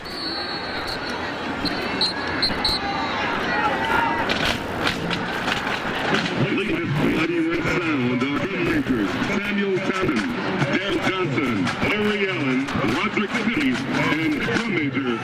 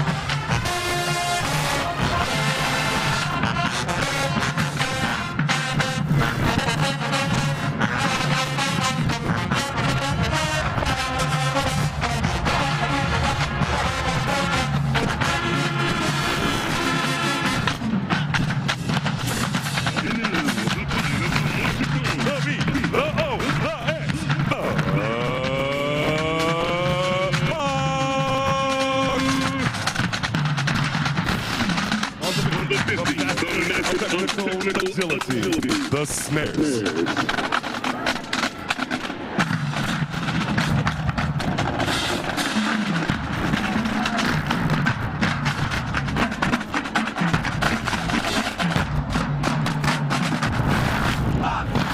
To your right, a class, and blast. The Skulls. And now the masters of the spec, those outrageous tenors.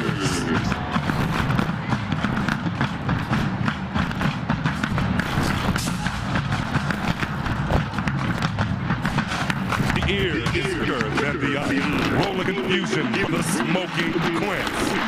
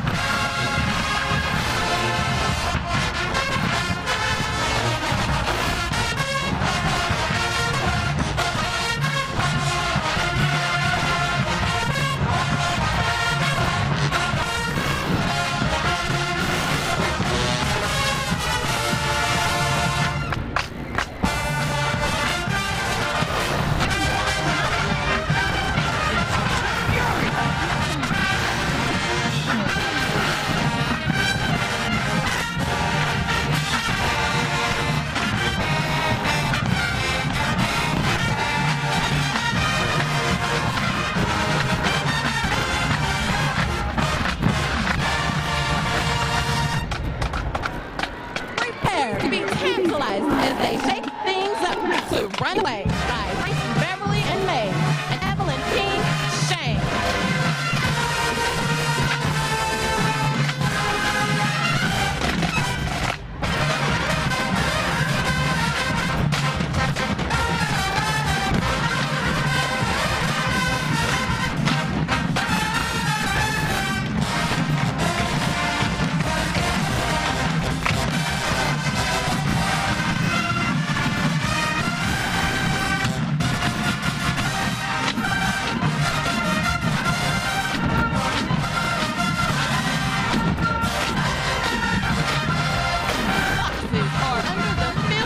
Of head majorette Dominic Owens and assistant head majorette Chelsea Greer.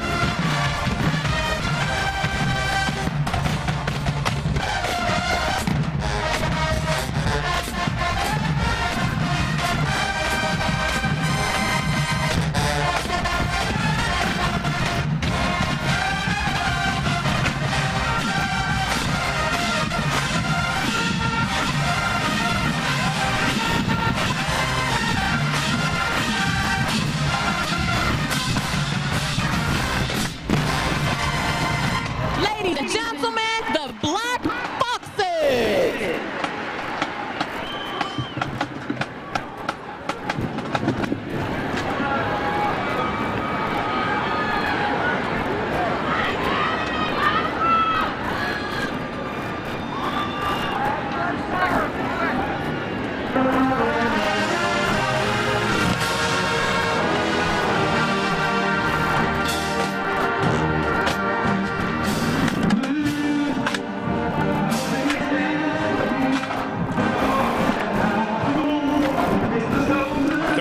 Our halftime score. Prairie View A&M marching band down on the field. We're here at the State Fair Classic in Dallas, Texas. Charlie Walker, Nicole Watson, and we're at the Bowl in Dallas, Texas as part of the annual State Fair.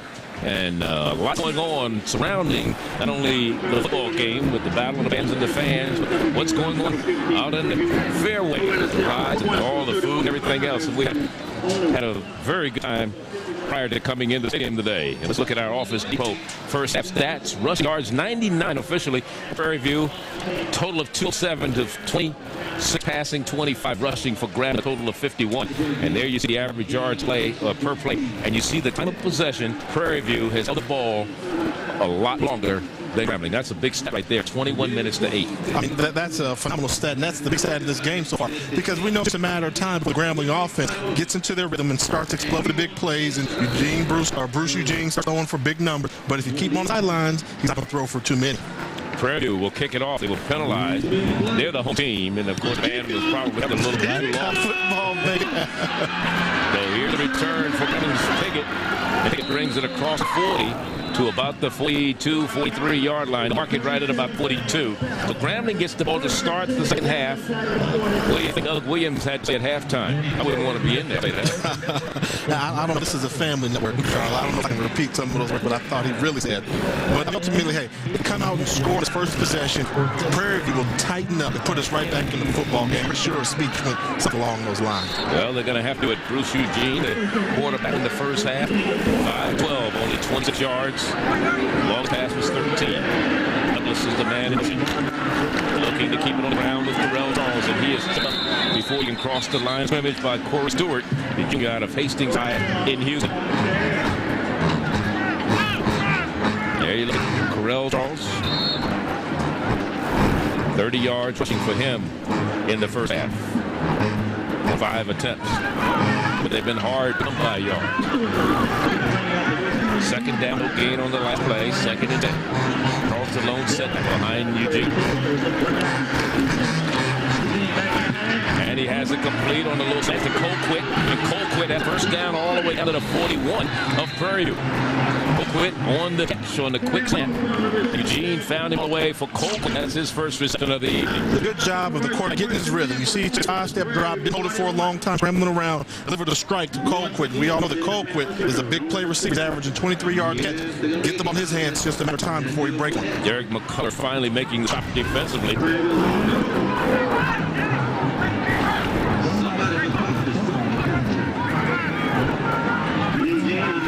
Eugene got the pass, looking for fade out in the court, has a man there, caught out of bounds at the 3-yard line, and is caught by Zyron Anderson, 6'3", 05 junior from Jonesboro, Louisiana.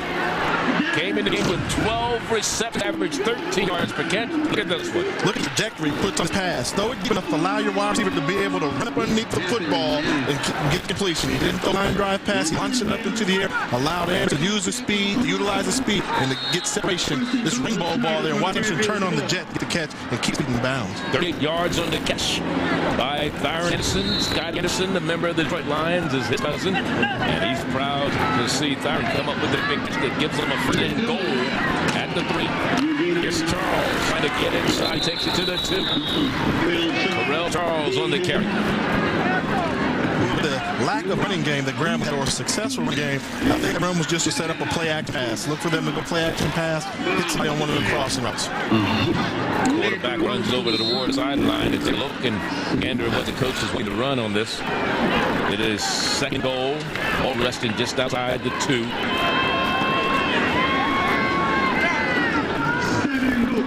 Full-house backfield, and Johnson is out there. Number 37, Terrell Charles is the last back out now. Not liking what he sees. Eugene calls him out, spins one here, and goes over the sideline. And he'll talk things over with Doug Williams, his head coach. See what they want to do in this situation with 12:51 left. Third quarter. Grambling threatening. 13-0, but Grambling threatening. Right here in the third quarter with a second goal to go, and come with MBC Network CEO Willie Gary and journalist Julianne Malveaux as they travel from city to city, searching for solutions that will determine the future of Black America. Watch the Future of Black America Mondays at 9 p.m. right here on MBC. Second and goal for the Tigers of Grambling, trying to get on the scoreboard for the first time this evening. Trailing 13-0. Terrell Charles, second, third back in the, he has the ball. He's going to get to the goal line, not going to get in. He is stopped at the 1-yard line, and Ralston Simon was the man who made sure he didn't get in. Ralston Simon Jr. out of LaPorte, Texas. He had some help from Charles Land there, number 51. That's kind of a tackle by him. The good thing that Simon does here, he makes contact with the running back, and he doesn't allow his forward progress to take him to the end zone. As you see, Land just stood him up. Textbook tackle there by Charles Land. Third and goal, 1. Charles again. Let's see if it's the quarterback keeper. He don't get in. He will not get in. Eugene keeps it, and he was stuffed. In fact, they have lost about a half a yard. And that puts the Grambling offense in a difficult position. What do you want to do there? You had a 250-pound quarterback not getting to the end zone on the sneak. Obviously, you're getting pushed off the line of scrimmage as no penetration, and the liner goes over the top of stuff and just starts pulling them back there. Prairie View A&M trying to make a stand. Terry Riley was guard. They're going to go for it as 4th and goal at the 1. Grambling. They get down here, tried on 3 downs to go, and into the end zone this time.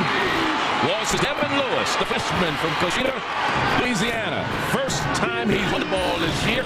First time he's scored. Now, I think they just went to change the pace back. They tried with the quarterback. They tried with Charles. They said, well, let's give somebody else a football with some fresh legs, see if they can punch it in for the score. That's the first time Lewis has carried the ball all season long. He makes it a memorable one. And for the point after Ryan Morgan to make it a 13-7 game, it is up. It is good. He is 20 of 21 or 22 this year. And point afters, and Grambling finally gets on the board after being shut out for the first 2 quarters.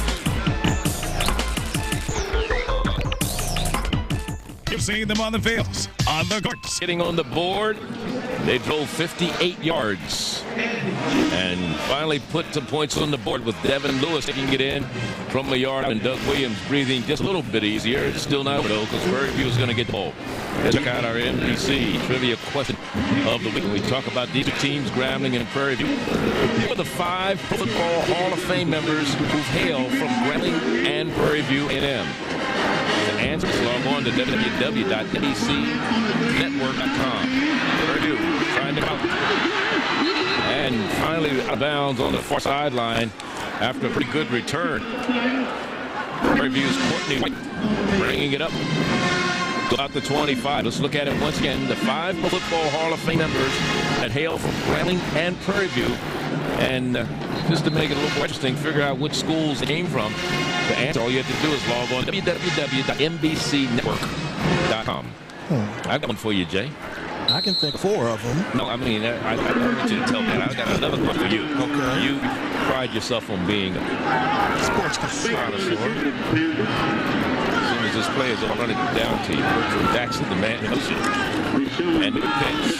Bankston trying to turn the corner, and he's left bounds in front of the Grambling bench after a gain of about 3. How many coaches has Grambling had, football coaches, schools this week? About, let me get the safe answer. They've had 2 in the last 50 years. No, that's not the question I asked you. You got me. 6. Why would you go 6? 7 plays, 58 yards, 19, and the PAT was good. I'll give you the answer in a little while. Langston again cuts it back outside, and looks for a first down across the 35 to the 30-yard line. Goes Damon Bankston.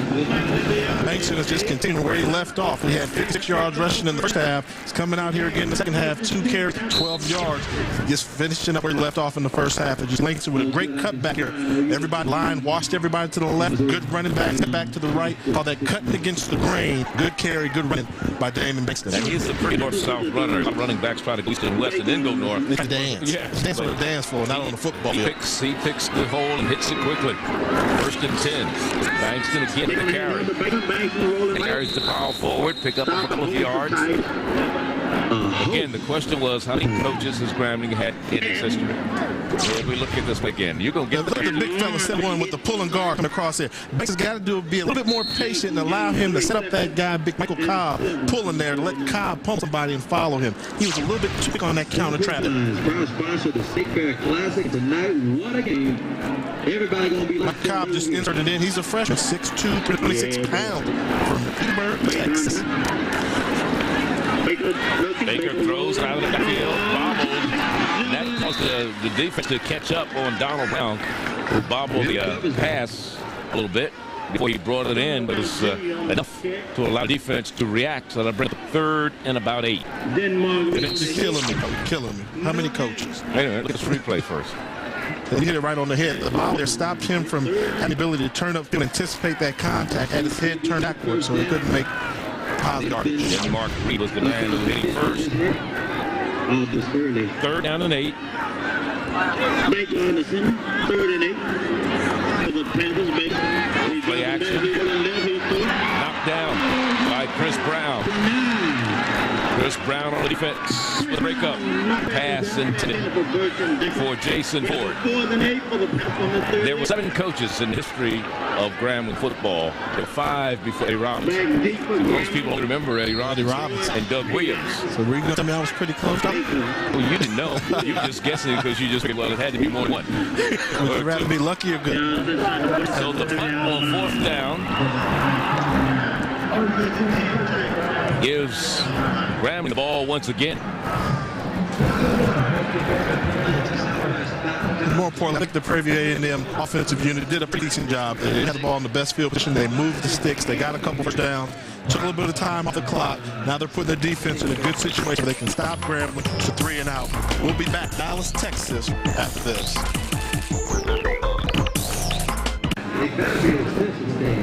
13-7, our score, 3rd quarter. Charlie Neal, Jay Walker, and the lovely Nicole Watson is on the sideline. Nicole. Thank you so much, Charlie. With me now is Victor Peekman. We talked about the last time that Prairie View beat the Grambling St Tigers. It was in 1986, and Victor was a star running back for the Prairie View Panthers at that time. Tell us about the climate when your team beat up on the Tigers. The stadium was wild. It was raining. Nobody seemed to care about the rain during that time. It was just ecstatic around there. Ecstatic. Very.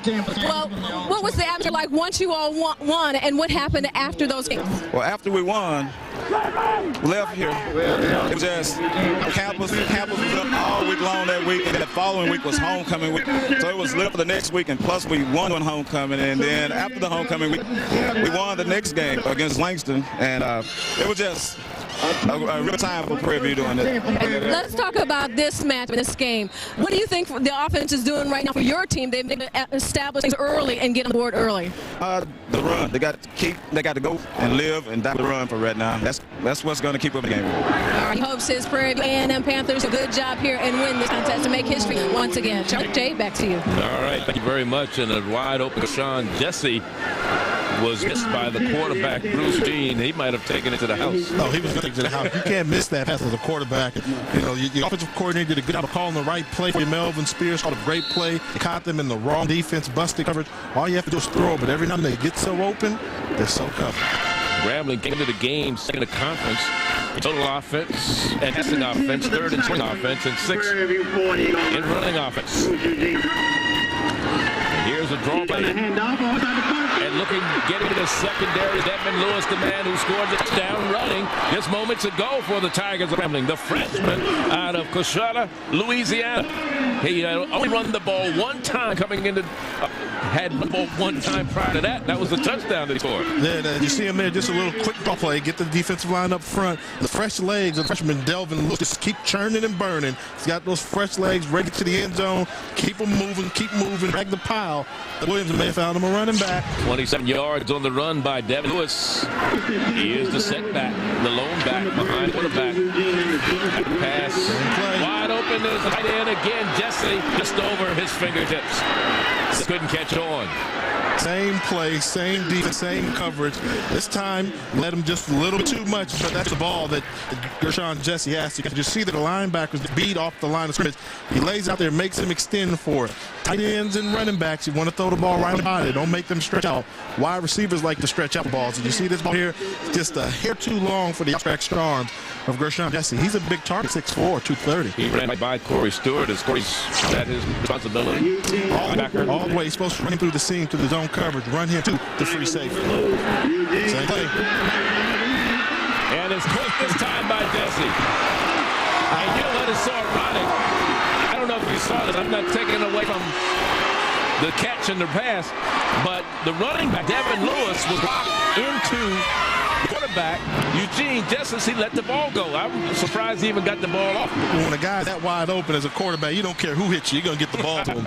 He could have gotten hit by one sap. He still would deliver that pass. Wide open. I've never seen that. 3 plays in a row. Same guy open. Same result almost every time, except for this time he hauled it in for the touchdown. And the point after is good, and we have a 14-13 ball game with Grambling taking the lead for the first time. They scored twice here in the 3rd quarter.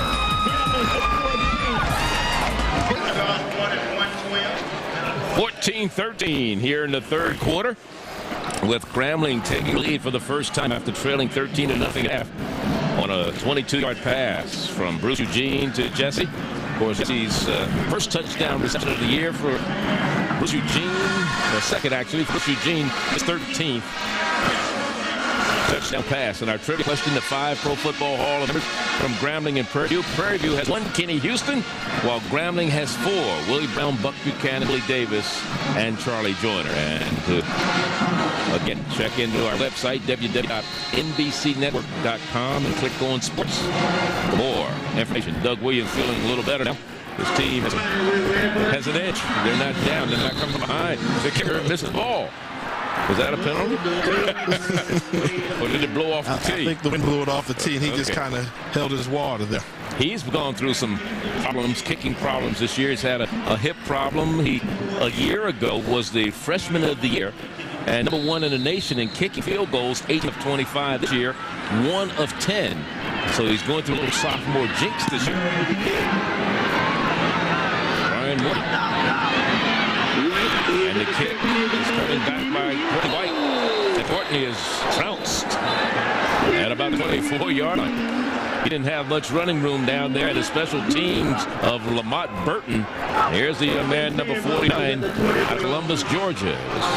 Made sure he stayed down. So from the 24-yard line where Prairie View will go to work, second possession for them in the second half. The game in the second half has started the way it's in the first half, with Prairie View scoring the first 2 possessions.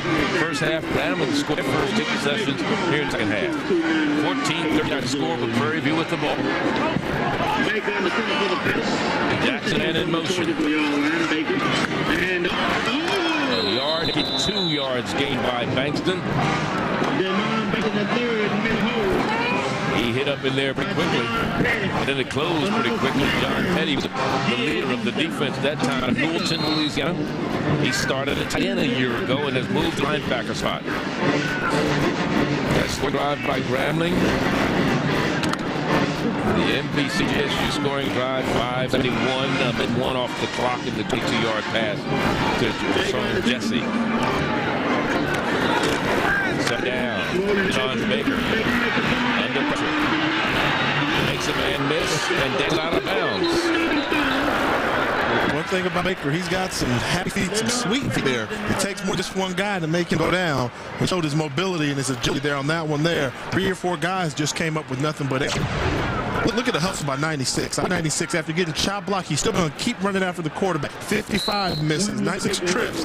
26 gets chucked in midair. He just got, that's not even a juke. That's just a look stupid right there. That was Mike Degray, number 26, Calvin Arnold, the defensive end at 245. The man, the only newcomer to the defensive line that kept up the pursuit. Defensive line for Grambling pretty much intact a year ago. Antoine Lawrence, Zach Ron Johnson, and Ray.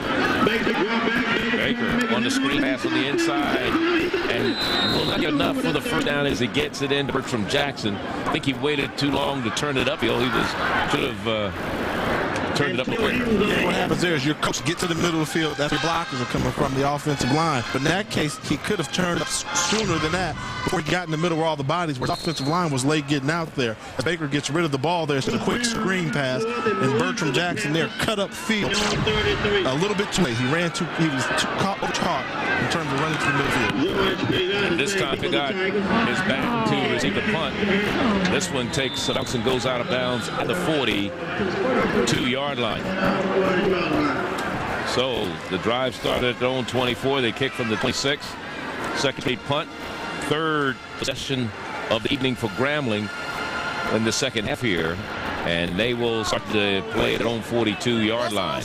And, of course, coming up this month on MBC Network, watch a special presentation in celebration of Isaac Hayes. The music legend enjoys his birthday bash with family, friends, and the MBC Television Network. Tonight, soulful melodies and a trip down memory lane you really don't want to miss. First and 10. Grambling, their own 42. Eugene trying to air it out again. Has a man there. Bandit grab. Oh, my tossed by Tremont Douglas.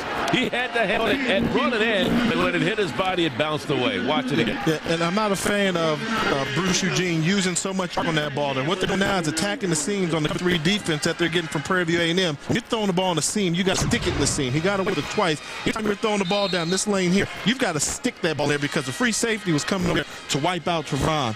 And one thing about good wide receivers there, they hear the footsteps. It's not their fault. He's got to stick that pass. You can't float that ball with all that air there because the wide receiver sees a headache all day long. Grambling offensive line has been banged up. They had to make a lot of switches coming into today's game with personnel, moving people from one position to another. Douglas, he gets away from one defender, gets the sideline, and is out of bounds in front of the Prairie bench, but not before he picks up a first down to the 43-yard line. We're talking about that offensive line. Of course, they're the heart and soul of any attack you want to run, running or passing. And if you have people banged up and you have new people in the lineup, it does create problems for you offensively, doesn't it? It does. And more importantly, they have to change up who their center was just because he couldn't shotgun snap. And Bruce Eugene likes to snap from the shotgun. So having to make all wholesale adjustments just because one person can't shotgun snap really puts you at a disadvantage. White was the man we're talking about. The normal center has a knee injury, was questioned, missed the last 3 ball games. And they had to put in Brendan James and move him over from the tackle spot over to center. They moved Terry Riley around. I mean, they moved everybody around this week. They play a little bit of the Soul Train scramble up there on that offensive line. Or Stewart moves up to right guard, you know. So there was a lot of changes they had to make in the offensive line. They had to replace 7 starters on offense coming into the season, including top 3 receivers. But quarterback and 3 on the offensive line were, you know, the thing. Of course, they lost Randy Hynsham last year, although Bruce Eugene did play in this particular game as a backup as a freshman. But he did play any time last year. But still, those are key people you have to replace. Eugene back to the pass, and now he's going to take off on a run. He doesn't have anywhere to go on that far sideline, and he's going to be dropped for a loss. It'll be 3rd and 11. And that was a good job by the defensive line up front Stewart. Of Stewart, Ronnie Nunn, and Bragg and Broom just chasing after him. They know if they can get Eugene out of the pocket, they can catch up to him because he had wide receivers that were wide open, but the defensive line putting all that pressure on him didn't give him time to set his feet to complete a pass. Last year, Grambling repeated as SWAC champs. They're looking to repeat this year. And at this time a year ago, they're averaging 7 more plays and 3 more touchdowns in the same period last year, in which they went 10-1 and 6-1 in the Southwestern Athletic Conference. On 3rd and 11, man wide open is Douglas, and he goes out of bounds. It looked like he may have sprained his ankle a little bit. He's looking a little bit going out of bounds, but it is a first down. The coverage here, if you take a look, you'll see the back of Sidney Taylor there. He's trying to get a jam on Douglas. He doesn't do that. Douglas gives inside, then comes back outside. He's wide open. The pass right now for Prairie View A&M is so basic and simple. A high school quarterback could probably pick this apart. You guys running into each other. They're not playing great zone coverage right now. And you don't want to leave Tremont Douglas, their #1 receiver, unaccounted for on the football field. You see Thurman Roy was in there, number 7 for Prairie View, and he wasn't exposed to play. He came in with a hip pointer. He did a long snap on the kicking game. And here's again Devin Lewis, the man who has a couple long runs and a touchdown for Tigers this evening, takes it down to the 16-17 line, and it'll be 2nd down. 2nd about 4. I like what Devin Lewis brings to the table. He's got a nice build, 5'11", 205 pounds, and he keeps his feet moving. He brings a little extra step that they wouldn't get with Correll Charles. That's a knock on Correll Charles. Eugene in the shotgun. Eugene from the shotgun. He's very far back. He's moving to the man wide open, touchdown, Grambling State University. It is complete to Fernandson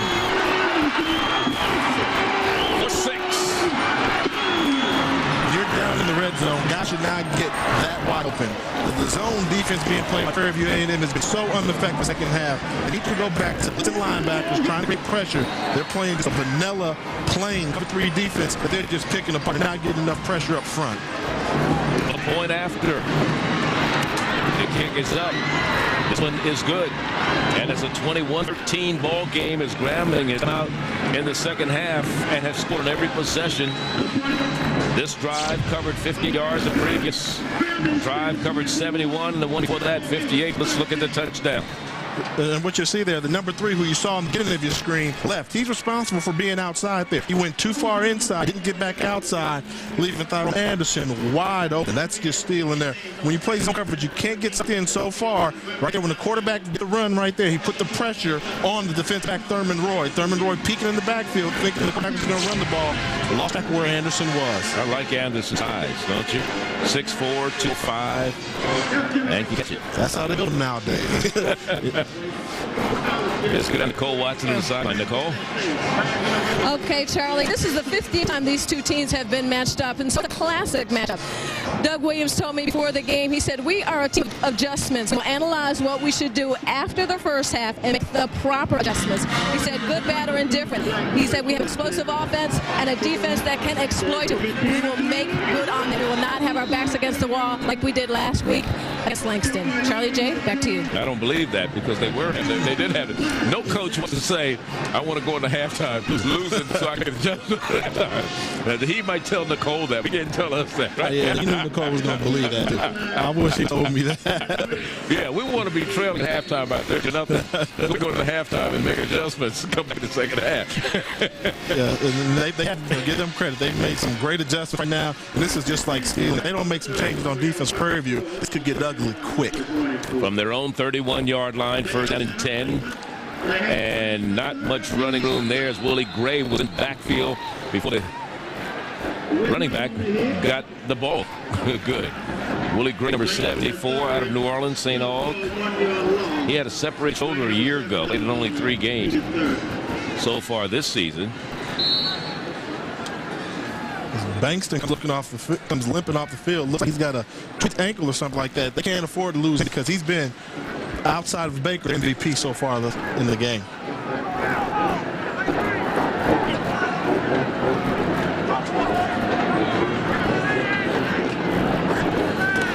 Back the passes. Deshaun been looking down the field. Thrown intended on the far sideline for Charles Washington, the only returning receiver from a year ago on this Prairie View team. Into the game with 7 receptions, 70 yards. And we saw him once today.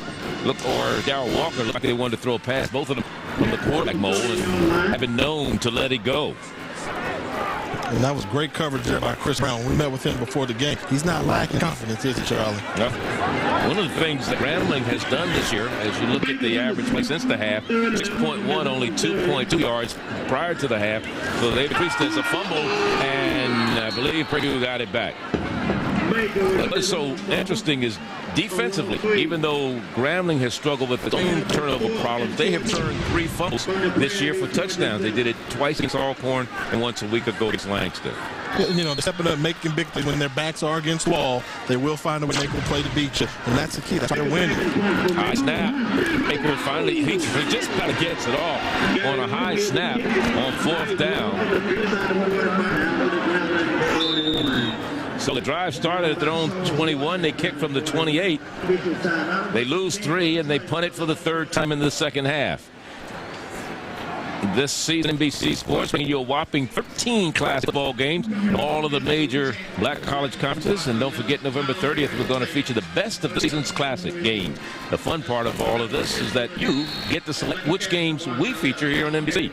All you have to do is cast your vote for your favorite black college football classic by going to the website, www.mbcnetwork.com, or you can register at the game or mail a postcard naming your favorite classic to Classic Clashes. That's easy for me to say. MBC Network, 100 Forest Street, Atlanta, Georgia, 30318. And there's a catch. Wide open is Douglas again, and Douglas. That's Jamon Douglas once again with it. Douglas is starting into a groove. They're starting to find him, and Prairie View is starting to leave him wide open, but just can't quite understand. If you see Eugene throwing rhythm passes, anytime he drops back and throws the ball in rhythm, most of the time it's going to be a completion. If you make him recock and think again, his completion percentage goes down. 15 yards on the catch by Douglas. Devin Lewis, they wrapped him up that time. They didn't let him get loose. Jake Brunn, the first man to make contact from the defensive side of the ball. it's interesting when you think about some of the problems that Bruce Eugene was having.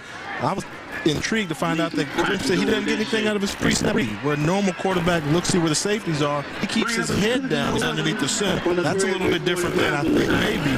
That's why his completion percentage is below 50%. 2nd and 11, Eugene. 49 to be exact. Straight drop back, Eugene. He's looking. Got him there. And they have a catch for about 5 yards up to the 39-yard line. And that is Jesse, the tight end, once again. Gershon Jesse with a 5-yard pickup. These two teams first met back in 1946. And what they're doing is kind of sitting back, and these guys are getting wide open as they're running their routes. And I haven't quite seen that they need to do blitz or something, get Graham out of their rhythm, because clearly momentum shifted, and that rhythm that that they were looking for earlier is starting to find. 3rd down for the Tigers. 36, and here's the quarterback on the run. And he stopped him shy of the first down at the 35-yard line. And that'll bring up a 4th down and about 1.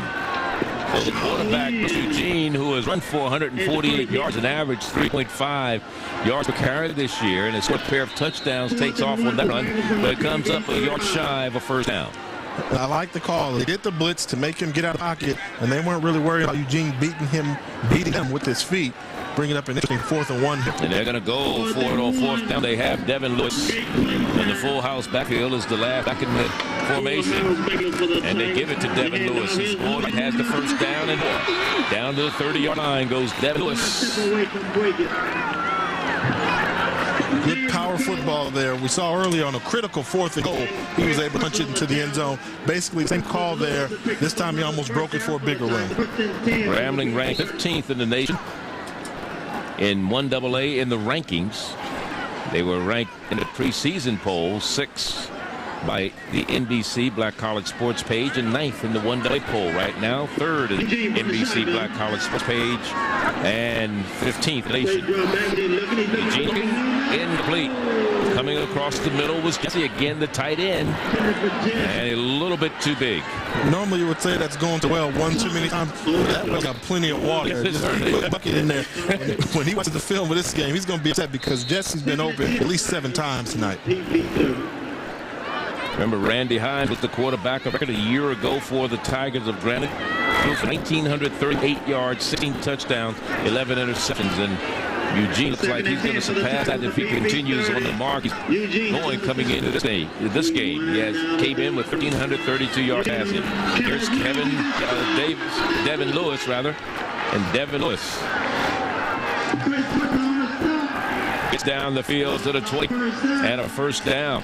As the 3rd quarter comes to end here in Dallas, Texas at the Cotton Bowl. Grambling threatening to score again, leading in the game 21-13. Back here at the Cotton Bowl in Dallas as we get ready to start. We're starting the 4th quarter. Let's go down to watch it right now. Nicole? Well, Charlie, over 52,000 plus attend this State Fair Classic every year here at the Cotton Bowl in Dallas, Texas. But outside of this stadium is a state fair going on, the largest in the country. I had a little bit of fun with my friends.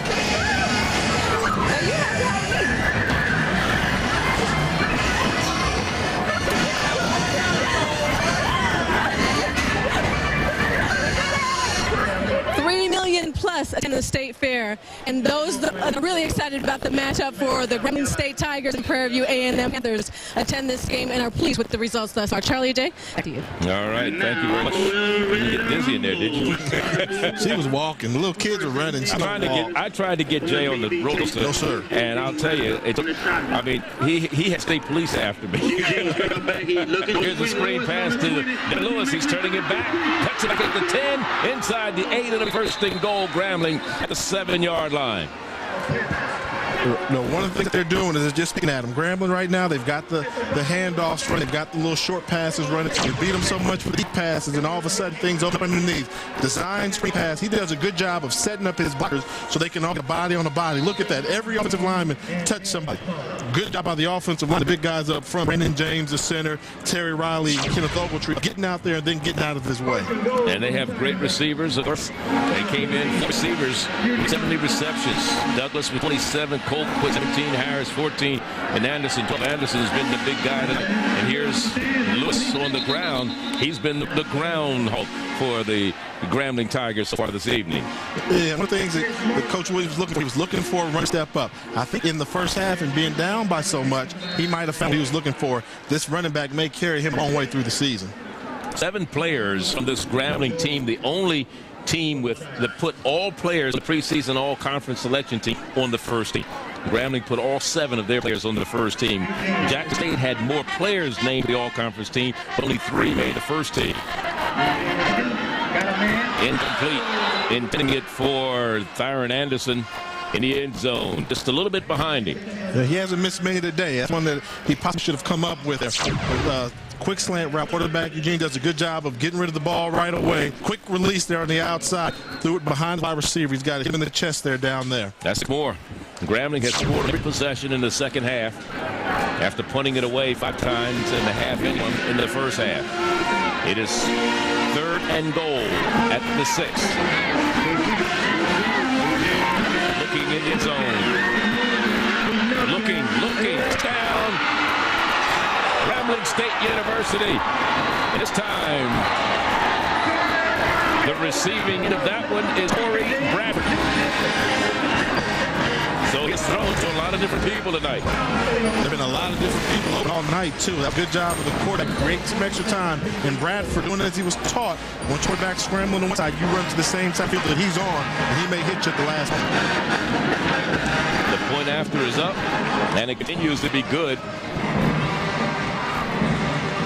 for Brian Morgan, who has at midnight 28-13. We'll be back. Here in Dallas, Texas, Grambling leading by 15, 28-13. Look at our Office Depot long-distance play of the game that occurred in the 3rd quarter, setting up Grambling's first touchdown. It's the pass from Eugene to Thyron Anderson. He catches it and steps out of bounds at about the 2-yard line, and that set up Devin Lewis's 1-yard run on a 4th and goal play and put them on the board 7-0. Grambling there just shifted the momentum. Grambling had been shut out for a while, and they weren't used to being shut out in the first half. They were shut out in the first half, and Anderson stepped up big by making a great play. From the 6-yard line, Prairie View cut up with it.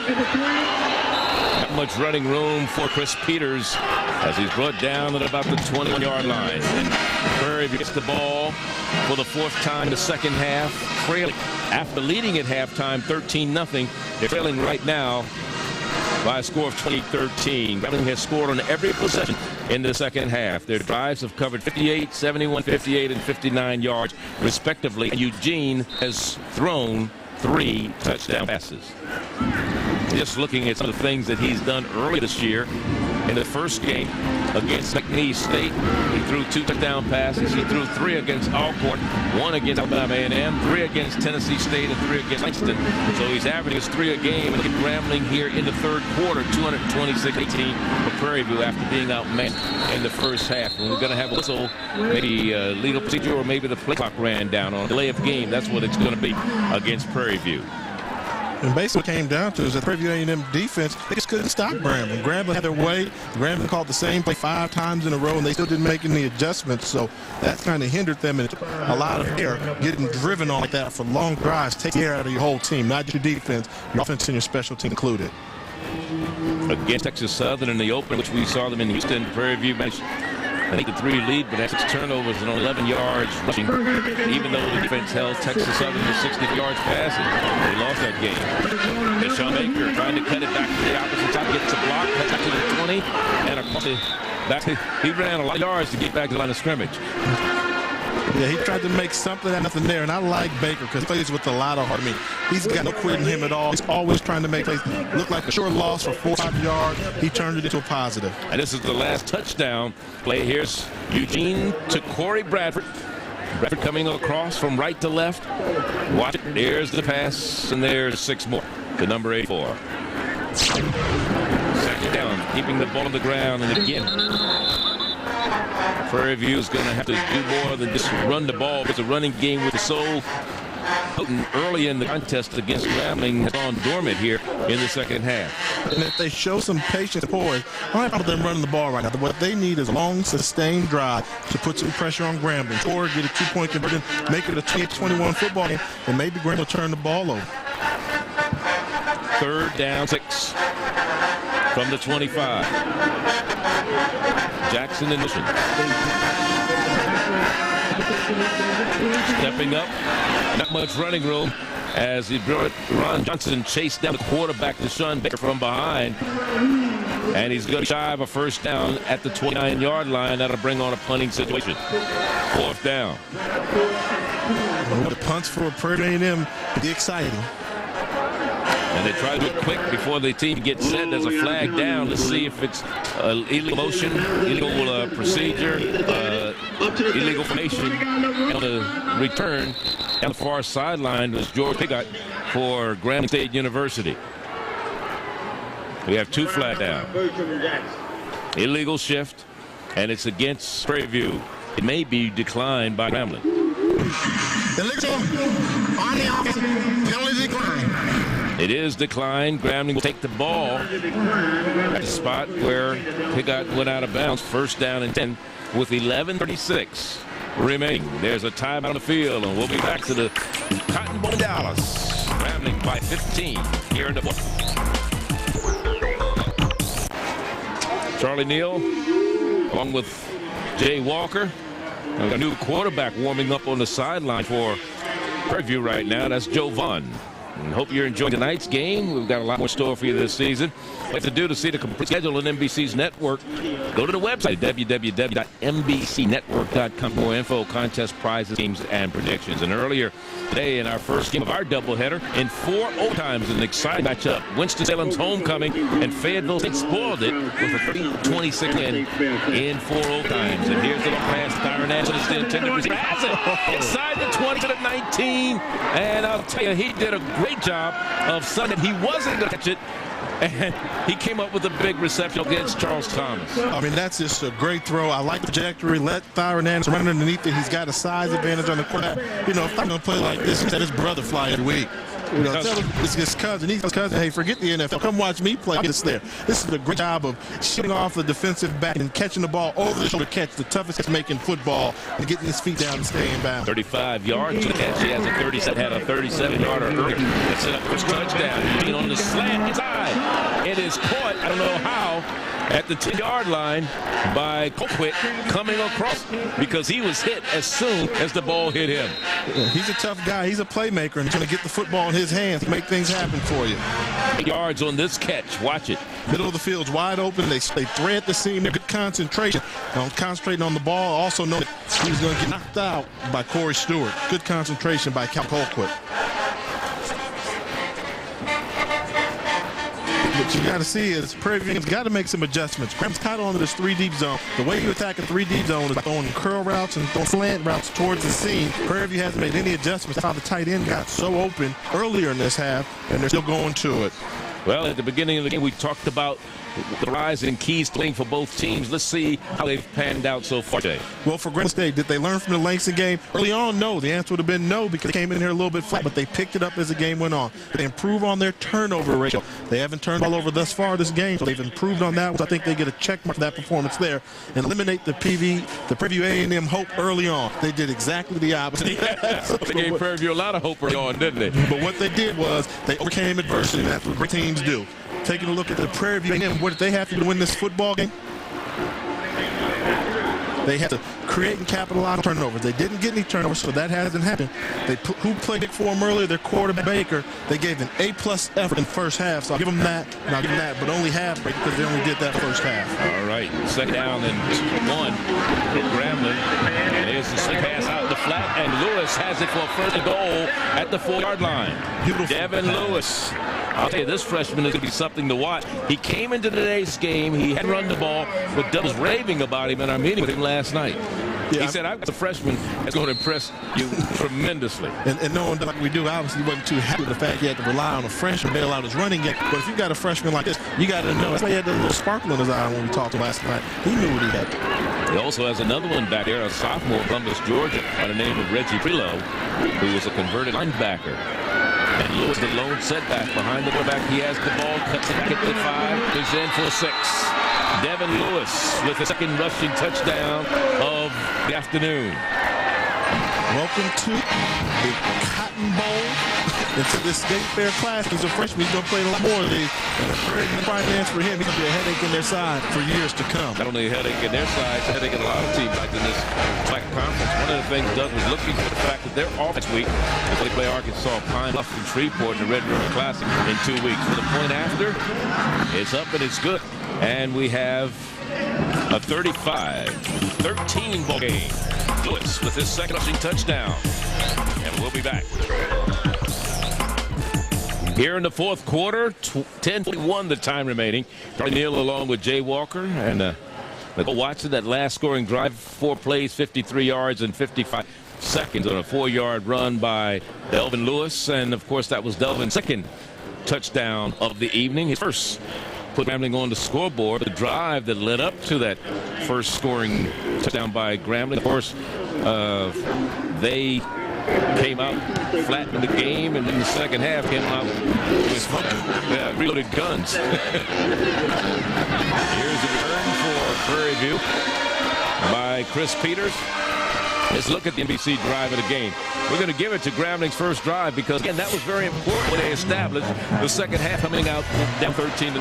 They did, and what they basically did was get the ball to some of the playmakers. They got Douglas involved. They went to the deep pass with Anderson, set the tempo for a big second half, and then Delvin Lewis stepped up, big pounded the ball in there on a critical 4th and goal. That could have been a momentum breaker. And it was a big 4th and goal because the Prairie View defense had stuffed them pretty good at that point.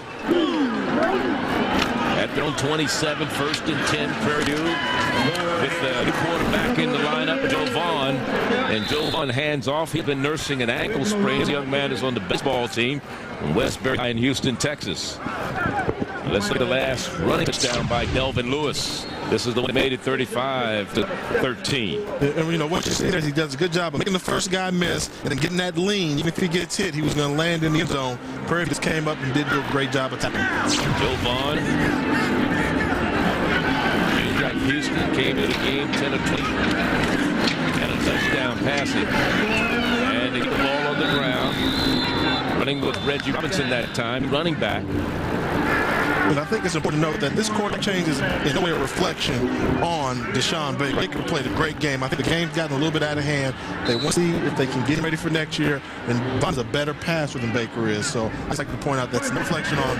I thought that Baker played a fantastic game given the circumstances he put in. He set the tempo early, and now Vaughn's is going mouth up duty. And one of the things that hasn't helped Prairie View this year, they played every game so far on the road.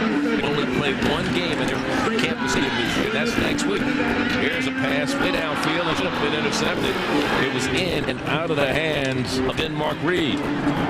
That's one that he had back. We talked about Denmark Reed earlier. He had to step up and be a big player today. He's a big hitter. But obviously he's got to work on hands a little bit there. There's one right there in his business. I think he was surprised. He couldn't believe that. What? You know, you throw the ball right to me. He tried to hit him right in the numbers between the 3 and the 8. He just couldn't reel in. Well, he only has one interception this year. We were laughing about that before the game. He said, I can catch up with Chris Brennan, Octavius Vaughn. You know, they've got 2 each, and I only have one. He said, what's happening here? He had an opportunity there, big time, on 3rd down. Vaughn, capability, throws, and it's complete. Yes, at the 45-yard line. They finally get it complete up to the 45-yard line on to Robert Douglas, the junior out of San Antonio's MacArthur High. And a little bit of a different look when Vaughn's in there in the game. When he breaks outside the pocket, he's looking purely just for pass. When Baker breaks out, he's looking to run. As you see Vaughn do here, he's going to make one guy miss and give him a pump fake there, trying to buy time, but he's clearly looking to throw the ball the whole time. Good, solid delivery to the receiver. So Douglas doing a good job of finding the opening in the zone. 1st and 10, Prairie View. Vaughn again rolling right. Or did he get it away? They're going to say it was incomplete. Well, I'll tell you. Well, see, that should have been intentional grounding. There was nobody there. but he was outside the tackles. Ron Johnson put pressure on him, and he didn't know what to do with the ball. Yeah, you know, my thing about it is he's got somebody that's wide open. I don't know. That's maybe lack of reps in practice. I mean, he had Douglas, the same play run on the other side, was wide open. Why decide to hold on to the football? I'll never know. You know, if it's a quarterback, you make a bad decision, you deserve to get punished for it. And I think that number 55 made sure he paid the price.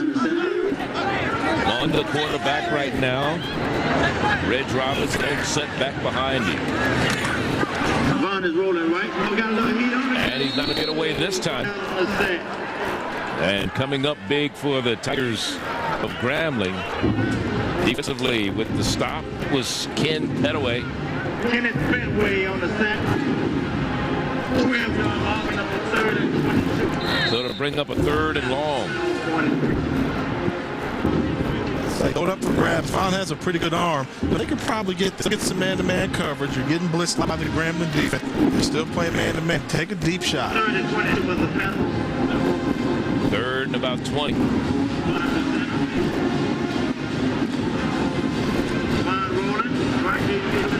Vaughn throwing long. That's a man over there, but he's out of bounds. He caught it, but it was out of bounds. It will not count as reception to Damon Wilson, the junior out of Clearbrook High, who came to Prairie View as a quarterback, but has been moved to the tight end spot. Larry Dorsey, it's a long evening.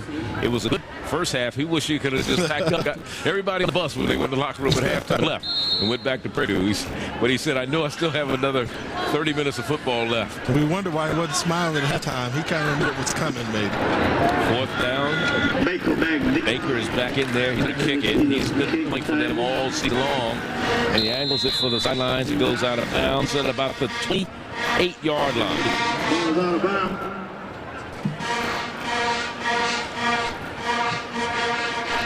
25-yard kick. 1st and 10 for the Tigers. Time out on the field. We'll be back. 35-13, 7:47 the time remaining here in the game. New quarterback in for the Grambling Tigers, and that is Kevin Barbary out of Nettle, Texas. He's coming in to spell Bruce Eugene. Bruce Eugene at halftime only completed 5-12 passes for 26 yards, but in the second half he was 11 of 17 for 192 yards, and he threw 3 touchdown passes, more importantly. Yeah, I think he started figuring out what they were doing to him defensively.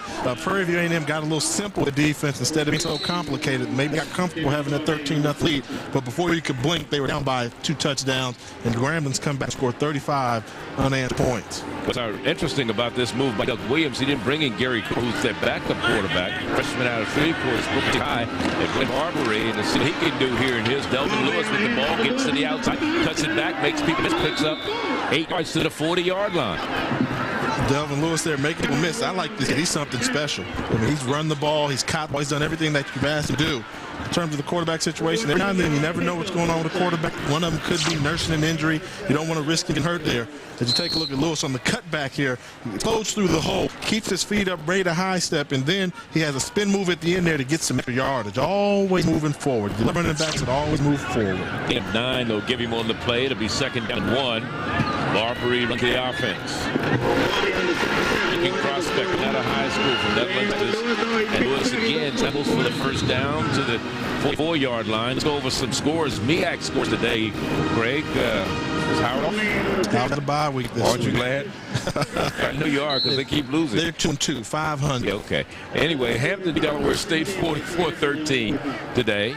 South Carolina State. Surprise some people. New coach. Surprise who? Florida A&M. On the network, and I said I think South Carolina State was going to be the team to beat. You didn't think it would be FAMU in Tallahassee? Yes, I did. No, you didn't. Yes, I did. Okay. A&T over North State 36-10, and beat Morgan State 41-27 up in Baltimore. We got witnesses, and going back to the college sports page. They come to me. Call me, Lou. If you want to know who's doing it all, that's they walk. Replay first down. I kind of know these things. You know what I mean? You got any other questions you answer? In the Southwestern Athletic Conference, Willie Cotton, coach Mississippi Valley, going against his old coach, Archie the Gunslinger Cooley, who's at Parkland. Mississippi Valley beat Paul got Quinn, the first win of the season. 52-16. Not only did they beat him down. He beat him down. The student beating the teacher. That means he learned something. He's awake in class, didn't he? First and 15, Barbary throws it up in the air, and it is incomplete. Almost picked off by Charles Land, the linebacker. Also the SWAC today, Alabama State over Morris Brown 40-7. Alabama A&M beat Southern 27-11, and Alcorn beat Fort Valley. A struggle there. Fort Valley gave them a real tussle, 10-7. Yeah, I mean, down there when you get that conference ball in there, throw records out the window. We saw that here today. Two teams that know each other, you can throw the records out the window. What are you bringing to the table this year? Third down, 15. Grambling. Barbary in at quarterback.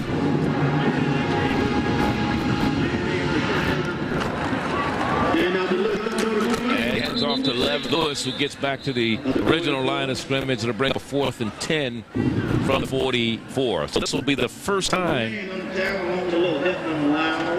Well, that's third down. Correction. 3rd and 10. I was going to say they're getting ready to play for the first time in the second half. But every other possession they scored. They've had ball 5 previous possessions in the second half and scored on every one. We know that Coach Spears, the offensive coordinator, likes to go back to the same plays when people open. Don't be surprised to throw that seam pass down the middle to one of the tight end wide receiver in the slot.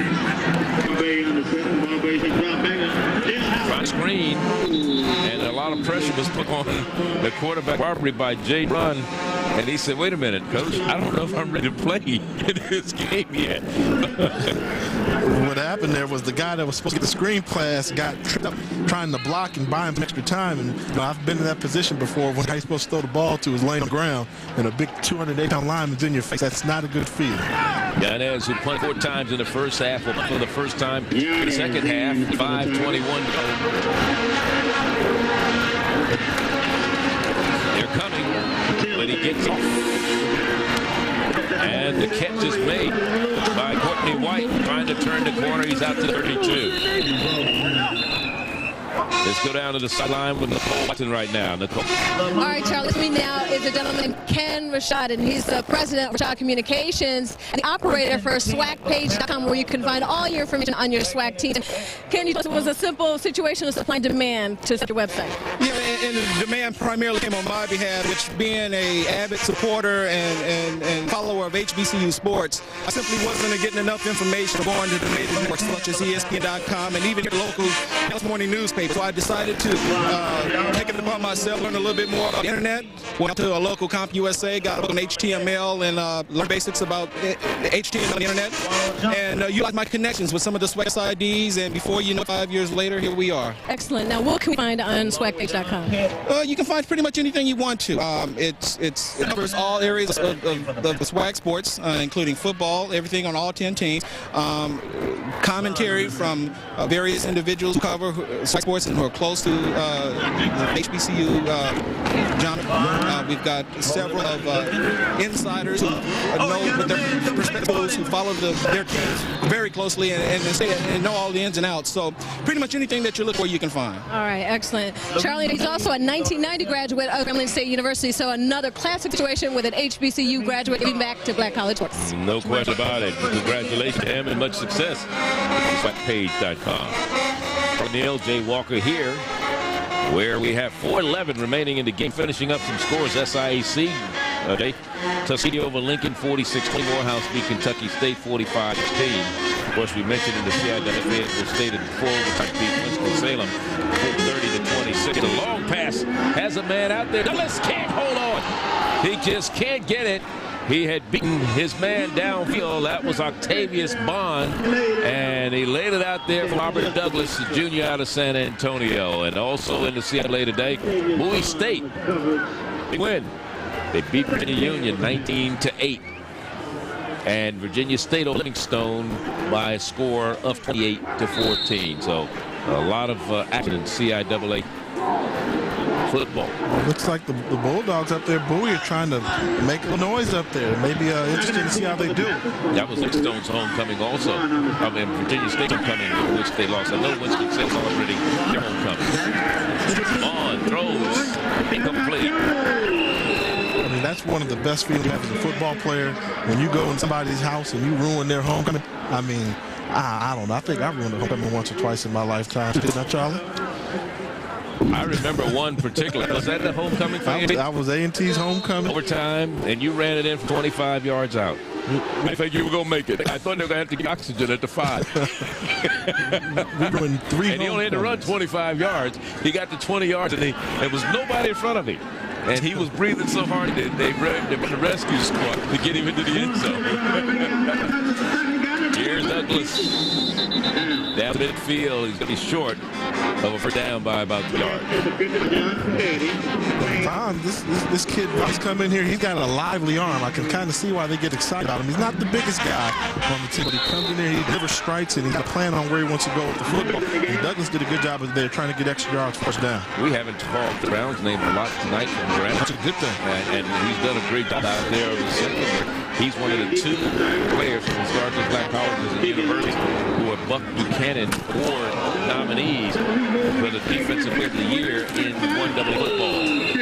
And the other being, Tracy White from Howard University. Now, the Walter Payton Award candidates are 3 from historically black colleges and university. One being Mike Hayes, the wide receiver from Southern University.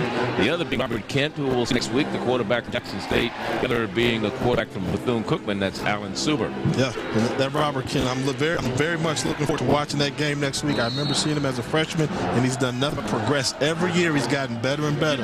Just when you think he's peaked, he pulls another rabbit out of that somewhere. Grambling gets the ball to you. 7th time here in the second half. 28-yard line. Another quarterback is in there for Grambling. Right now, Douglas going to the bench, letting everybody get a little repetition here. This is Jaroszewski Lee. Now, how do you get a name like Jaroszewski? Well, mother was Polish, his father was black. You know, you mix them all up and you come up and you just pull them out of the hat and you get Jaroszewski. That's not hard, Charlie. I didn't say it was hard. You played Scrabble before and been dealt those hands where you can't make anything out of it. 2nd down from their own 31-yard line. Not much running room there. Again, it's coaches like to get situations in games when you can get some people in that normally would see action, especially if you're playing in a ball game. And more importantly for the guys that are on the field, especially playing on TV. So this is the TV game. The fellas back home see him, the mom gets to see him. They always hear about them practicing, but now they got some actual footage to show that, hey, I do play football for Yes. We're talking about Prairie View only playing one game, and that'll be next week against Alcorn. It's the only game they play on campus this year. This is the 5th straight game they played on the road. Grambling has a week off next week. Then they take on Arkansas Pine Bluff in Shreveport. That's tough. Having that many road games, I mean, I got some experience in travel from having played, pro football before and traveled. At least got 8 home games every now and then to slow down. And traveling with you this year on all these games, we get a little tired on the road week in and week out. We don't have any home games, do we? And we don't have to play football. You imagine all the travel we do and having to strap it up and play football every week. It really is tough, and I do respect for having to play all those road games now. Yeah, and they're back to punt it for the 6th straight time. They'll be snapping the ball from number 2. Kick is off.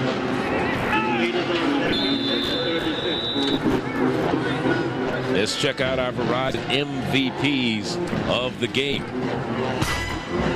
For Grambling State University, Thyron Anderson, wide receiver, 3 big catches, 90 yards, and a touchdown. The first big catch was a 37-yarder that led to the first touchdown. There's his touchdown reception. Thyron Anderson, that was a 17-yarder. There he is on the sideline. TA from Jonesboro, Louisiana. And the other NBC Verizon game, Bertram Jackson from Prairie View, 6 receptions and 77 yards. And there's Douglas inside.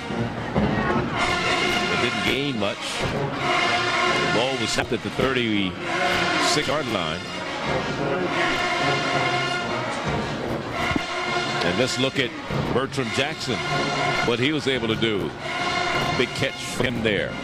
He was all over the place in the first half. But the Graham Tigers solved whatever puzzle Prairie View was putting on them in the second half and didn't allow them to get loose. The running game was a fumble. The ball comes loose. And the baby Grambling picking it up. And it is. Fumble again. And Grambling comes up with it. Finally. Up with the football after it changed hands a couple of times was Cal Sherrard, freshman linebacker number 9 from Omaha, Nebraska. And that's the last play of the game. What he didn't switch hands. When he running right, he switched hands as he made his cut to the left, and then all of a sudden when the ball on the ground, 28 did a good job of scooping up the ball in full stride, picking it up, but then whoop, whenever defensive backs try to run football, funny things happen. So Graham rallies from a 13-0 halftime deficit and scores 35 unanswered points in the second half, and they come away with their 5th win of the year, and they go 5-1 overall at 2-0 in the Southwest Athletic Conference. Prairie View falls to 0-5, and they're still looking for their first win of the year. It's ironic, last year they went 3-7, one of the best years they'd had since 1988, and Coach Larry Dorsey, of course, felt like they were on their way. One of the things that they had problems with a year ago was scoring points. They were shut out a number of times. Today, they proved they could score points. They got on the board early.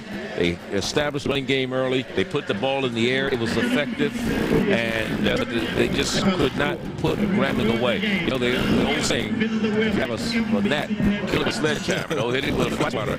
So they didn't come out with the sledgehammer mentality, especially in the second half. Let's go down to Nicole Watson, the winning coach. Nicole. Okay, Charlie and Jay. Coach, I very simply want to ask you, what was your plan of attack for the second half? Well, we wanted to, you know, most of the time after the halftime, people leave, and we wanted to keep them here a little longer. Oh, so that was your plan of attack. What a nice little show. Thank you. Thank you. That's the real deal. Nah, we just didn't play well. That's the bottom line. Okay. You were able to spread out your offense a little bit. All your receivers had a good ball and a little taste of the action. You know, we didn't play well. We couldn't move the football. They took the air out the football the first half, and it was tough on us. What did you say to your guys? Now, you've had a couple of late starts, and it's not the way a Doug Williams runs. Tell us about it. What did you say? Wasn't much to say to this couple at all. I think one went in and regrouped and came back out. I think it was history there. Will you make any adjustments in practice for upcoming games about these kind of starts, these kind of matchups? Well, the fact that 23 going to be my running back. All right, Coach. Senior Amata, thank you so much. Grambling State pulling it out. A late victory, but a victory nonetheless. Charlie J., back to you. Thank you, Nicole. And you heard Doug say Delvin Lewis, 23, is going to be my running back. I mean, he proved that he could really lay it up. Oh, yeah, that's one of the keys. Every now and then you got to look for a positive. Even though this wasn't one of Graham's best performances of the year by far, they have to stop playing to the level of their competition. But the positive they have coming out of this game is they found a running back. And what's that running back going to do for you down the road? The key, they got the victory, they got the running back. Now the rest of SWAC better beware. All right, today's final score, Grambling 35, Prairie View 13. Prairie View 13-0 at half. Don't forget, coming up next here on NBC, enjoy the best mix of R&B, jazz, rock, and gospel right here. It's called a Lounge that is coming up next. And don't forget, next week, another Saturday doubleheader. It starts at 1:30 p.m. Eastern Time when Lane College takes on Kentucky State.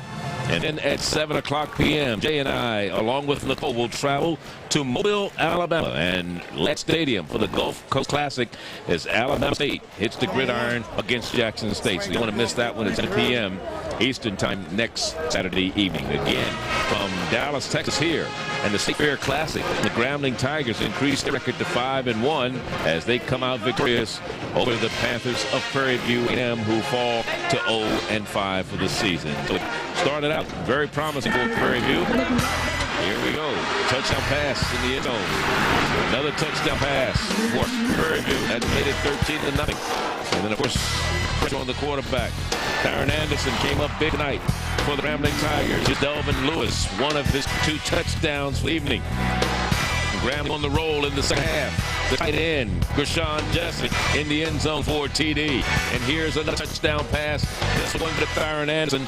His only touchdown of the evening, but he had quite a few big catches. And there's the last one as the quarterback, Bruce Eugene, is finished for the evening. He threw 3 big touchdown passes. So again, I invite you to tune in next week for our doubleheader, 1:30 p.m. Eastern. It'll be Lane College, Kentucky State, and then left Stadium for Alabama State and Jackson State. Jay Walker, Nicole Watson, Charlie O. So long from Dallas. This is an NBC Sports presentation.